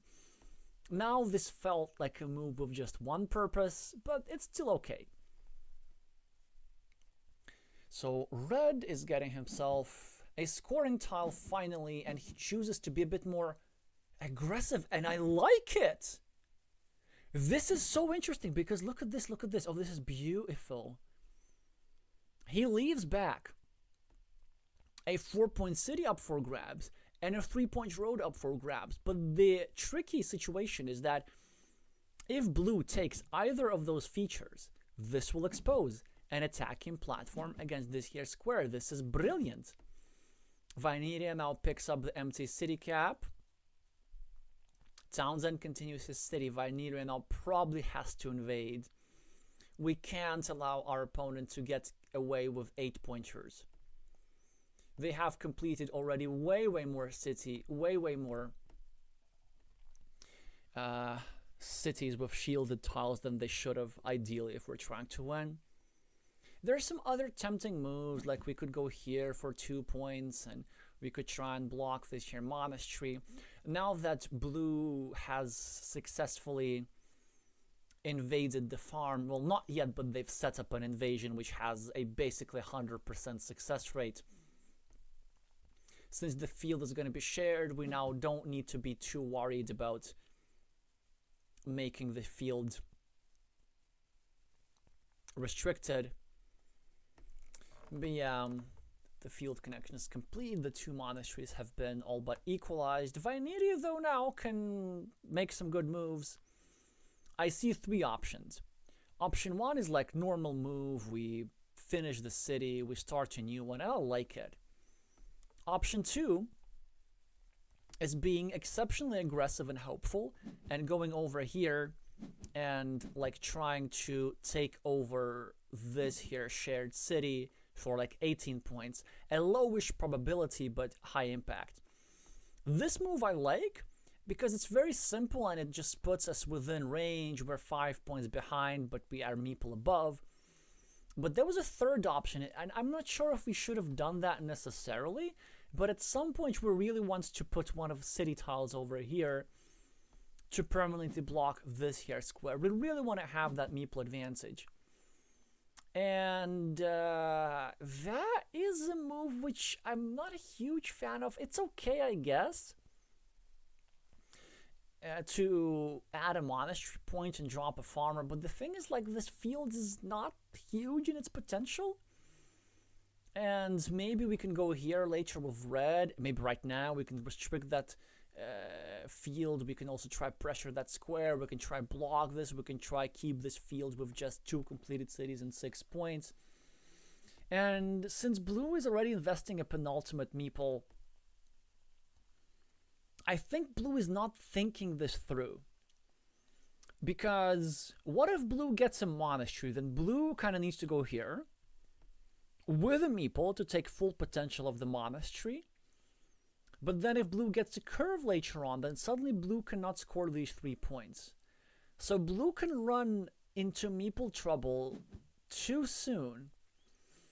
This red's move I actively dislike. Blue now finishes the rose, starts a city, which is unfortunate for Vainiria. Now I guess he wishes he would have gone here with a splitter tile, but I can see why he chose not to do that. It was a reasonable decision. Yeah, Townsend is now further ahead on the scoreboard. This city is not that big of a threat, but it already scores 5 points. It could turn into something more tangible, and I think eventually it will cost Vainiria a meeple. He'll have to go here and invade. This move I don't like because it doesn't do anything, and it just makes things a bit too volatile. If somebody gets a splitter, then it will give them a chance to invade that city, to take it over. And maybe from Vainiria's perspective, despite the fact that I'm a bit behind, I really don't hate my position all that much. And maybe I don't want to have like too much variance, because I would rather prefer to just leverage my meeple advantage over the course of the next 34 tiles and then try to win that way. But let's see what this brings us. Straight line for Townie, several reasonable moves. This is one of them, setting up another monastery, which is now going to be restricted by Vainiria. I hope that would make the most sense to me. Not allowing easy 7-pointers. Yes, exactly. 2 points for Vainiria, only 2 down on the scoreboard, and only 1 tile that fits into this critical square, the one and only remaining road monastery. Townie here, with an interesting move, chooses not to take the 3 points. Instead, tries to go for the blocking attack, which may as well be justified. Jorim with a Dorito tile and not many uses for it. He could invade this here city on the left, but it feels a tad too early. I think what I want to do, I want to make blue spend some more moves on developing it and then invade it later. Of course, if I neglect the city on the left for too long, then there's a threat of blue completing it eventually, but there are not that many big tiles, and it's really a long time before the city on the left can turn into a threat. So maybe I do something else. I could consider just taking this city cap, and the more I think about it, the more I like it. It would of course make this meeple vulnerable, but it is not possible to block entirely with pretty much anything. And you know what? If we go over here, there's a rather direct threat of taking the last extender and just winning this big city. And that's why Townsend is forced to spend a move on a shared feature so that he can prevent us from executing that exact threat. Now, of course, we have 2 meeples in mildly vulnerable positions. So Red is definitely considering doing something like this for defense. He's also considering scoring 2 points over here and taking out this scoring opportunity for road. He takes 2 points on the left, which also makes some sense. I would have preferred maybe taking 2 points over here. And the reason I would have preferred that is precisely the tile that blue has in hand. He's now going to place his last meeple on the monastery, and now we're not able to block this here square. We have to do I don't know what. I guess we score a little, but we get 3 points. We're on the scoreboard. We're leading on the scoreboard for the first time in this game.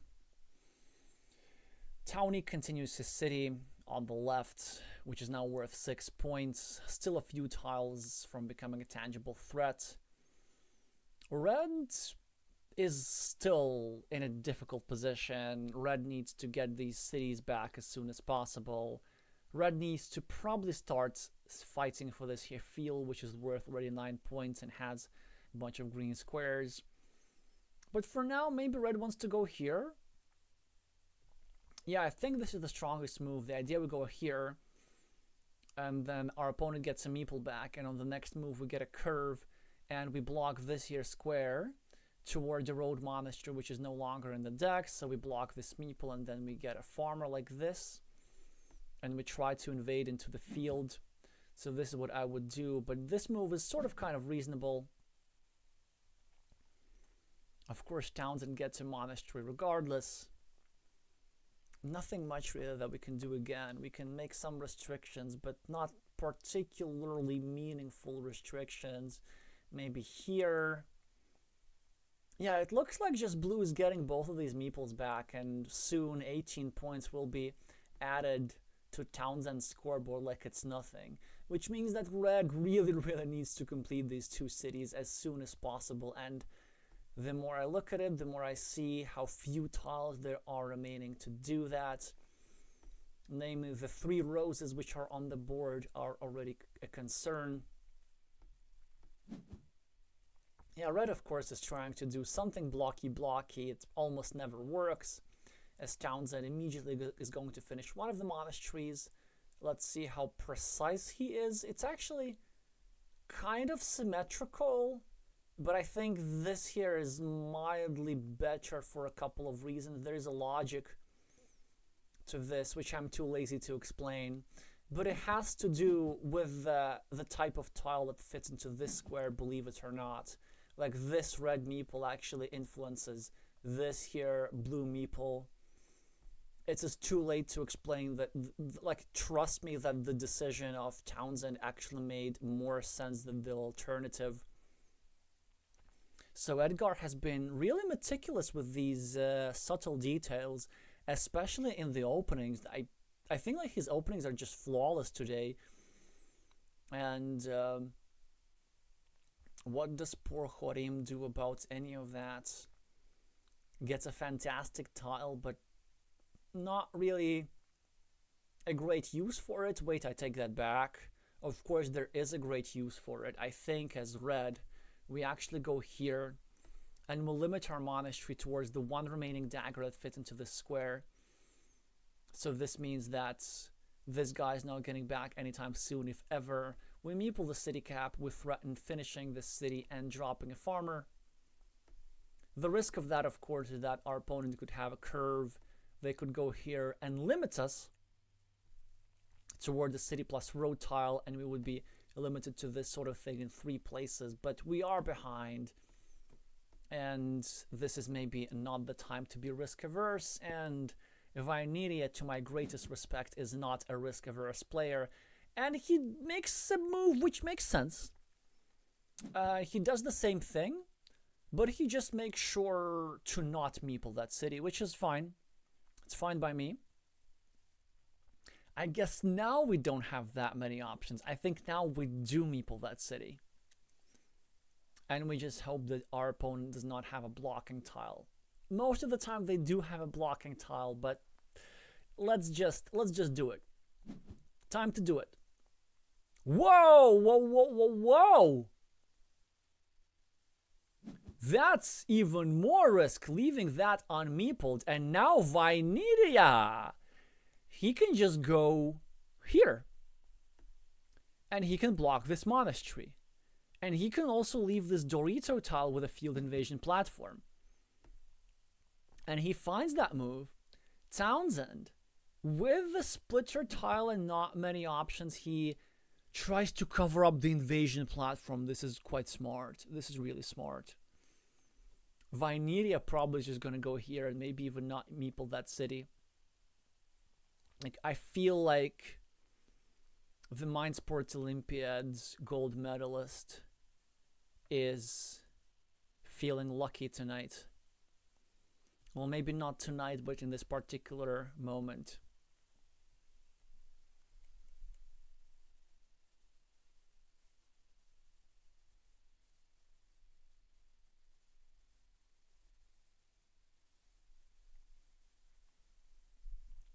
Alrighty. He does this, and he chooses to meeple this, which makes sense. He is going to, of course, have his city blocked toward the 50-50, but maybe he's okay with that.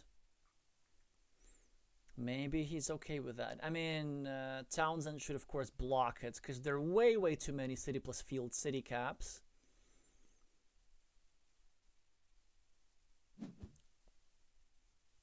And a block is complete. And Vainiria now again with an interesting decision, right? So do we go here and finish a city and get a meeple back? And a meeple is hugely important in this position. Or do we gamble and we take these 6 points first? Vainiria chooses to get a meeple back, but then he also chooses to drop a farmer for 6 points, which feels premature. Oh, will you look at that? Vainiria gets a dagger tile, and also Townsend makes a mistake. Instead of going here, he should have gone over here, of course. He should have gone over here and made a Sophie's Choice block. So now there is technically a chance for both this and this city to be completed. There's still one more dagger that fits into that square. Vainiria is thinking whether to finish this here city for 8 points or do what else. I have no idea. Of course we go here, and of course we get ahead on the scoreboard. What else are we thinking? Also, like, we aren't that behind on the fields anymore. We will have an extra meeple, and we will have a genuine shot in this game. Maybe we get a starting tile for scoring. Maybe we do conjure up some sort of field invasion with the last remaining crossroads, which is not existent. Never mind, I missed this, so no crossroads available. But there must be some sort of field invasions, yes. 1, 2, 3, 4, 5. Yeah, there are loads of curves. We can go here, drop a farmer, and invade the field like this. I think Vainiria can really pull this off. I feel like the tides are turning. At least I'm hearing the sound of turning tides. What on earth is Jorim thinking about? This makes me concerned. Color me concerned.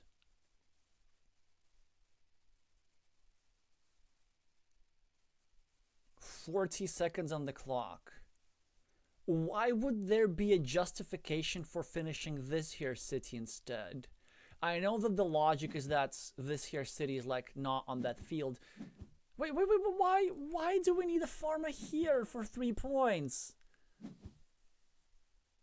That doesn't do... Oh, is that why? So, yeah, so this is a nice block, of course, which should have happened last move. But now Vainiria can maybe not score these 6 points, but instead go for these 7 points.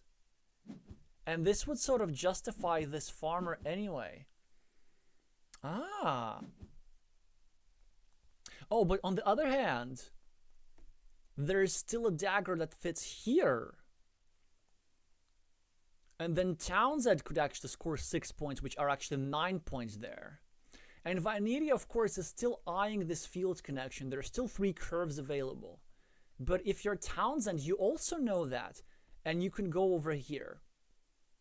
Unless you choose to do something silly, like dropping a farmer here. Regardless of the outcome of the game, it is going to be an exciting finish. Vainiria is 10 points ahead on the scoreboard and somehow 3 points ahead on fields. Townsend with an extra monastery and a ruin. So Vainiria is ahead by 1? Huh. I think Vainiria is ahead by 1. Huh, this is interesting.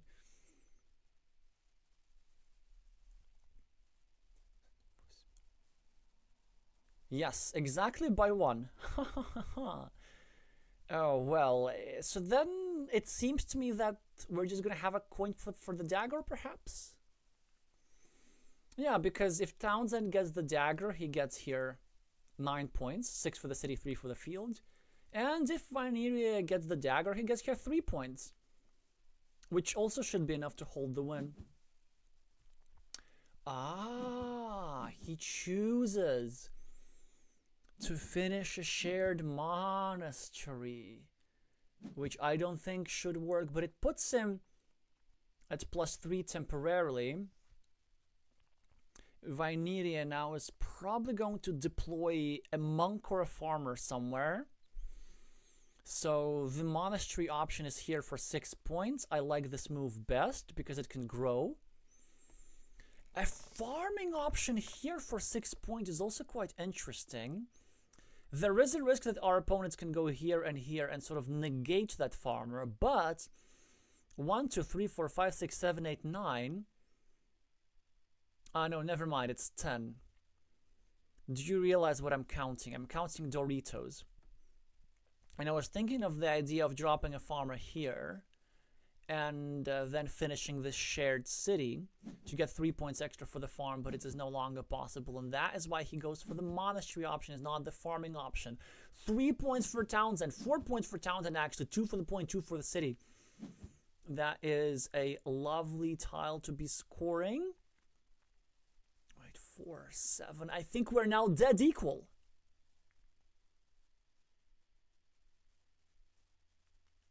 Or maybe even Vainiria is down 1 point. Vainiria is down 1 point, yes. So we could rectify this by going here for exactly 1 point. And he does exactly that.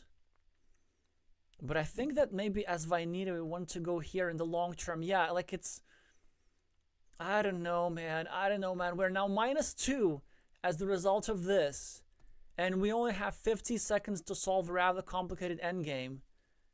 We still can go here and try to hope for the dagger for the field invasion. I don't know, man.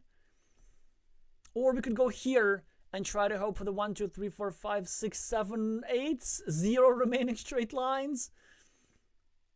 Ay, ay, ay, ay, ay, ay. Can we go here? Does that do much? No, it doesn't. 1, 2, 3, 1, 2, 3, 4, 5, 6, 7, 8, 9. No curves remaining anymore. You see, that field invasion idea, it just needed to occur earlier. It just needed to occur earlier. Townsend gets himself an advantage of +7 by dropping his farmer with the last meeple, but Vainiria gets his one and only winning tile in this game that will allow him 3 quick points over here. Wait, he has something better. We don't need the 3 points. The 2 remaining tiles are triple cities. We just go over here and we invade the city with a guaranteed 100% chance and we win big. He has to see that. Wait, was there? No. The quadruple city tile was discarded at the start of the game. No! We're losing by 1 point. This is pain. Oh, this is painful. Why would you do that? He could have, first of all, he could have gone for the 50-50 city win. That was also just fine. But he could have just scored the 3 points over here like a normal person. And then taken the farm a little bit later. There was absolutely no need taking this farm. I think it was a time trouble thing. This move was a... No, but this move was a guaranteed loss. I know what he was thinking. He was hoping to get this here tile to try and score 9 points to get 3 extra points here. But that never works. Because then Townsend get this here tile and puts it over here and breaks that city, and Vainiria still loses by 1. Now Vainiria is, I think, gonna lose by 4 or something, if I'm correct. I might not be correct, but I feel like it's 4-ish. Oh, 7, so it's even worse. Yeah, so somewhere along the lines I maybe have noticed a couple of points.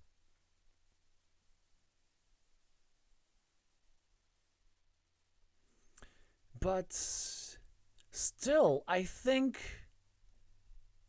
Vainiria had a chance. All he had to do is to go over here for a 50-50 invasion. And that would have been enough, but this is what time trouble does to you. An exciting finish, very back and forth game. At some point, Townsend had the advantage. At some point, it felt that Vainiria, with all the city caps in the world that he drew for all of those critical situations, it felt like Vainiria was coming back and even overcoming. But then some critical moves here from Townsend. Honestly, I didn't see that road option over here, which ended up wonderful for 6 points over here. And at the end, Vainiria just a little bit short.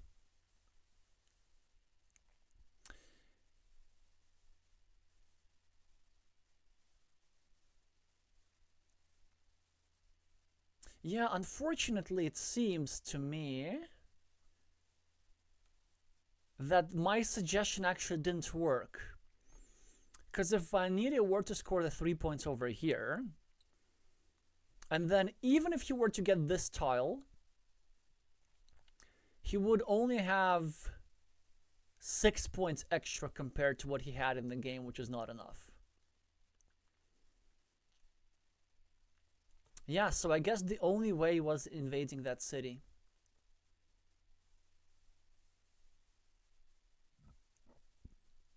Fascinating. Fascinating in many ways. Anyway, congratulations to Edgar, who really played some amazing Carcassonne, precise Carcassonne, very strong openings, very thoughtful decisions, and they are certainly going to give Tito a run for his money. Now, the finals are going to be tomorrow. Tito against Edgar. Not really sure who's the favorite. I'm going to say that based on the games today, probably Edgar.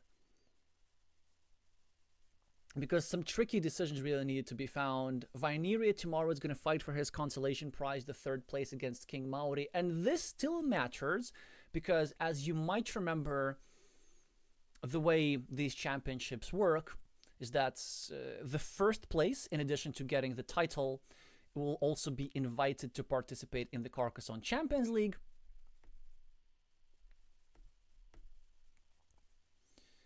And what else? Let's just go here, I guess. Yeah, so the first place gets invited to participate in the main stage of the Carcassonne Champions League 2026, and the 2nd and the 3rd place will be invited to participate in the international qualifiers. I'm not sure if that's the case for the 4th place, because I know that Chile might get an extra spot because they're so high rated due to their 2nd place finish at the 2025 World Team Carcassonne Online Championship earlier this spring. So maybe if we have Chileans in the chat, I want confirmation of that. How many spots do you actually have? But I think it's still 3.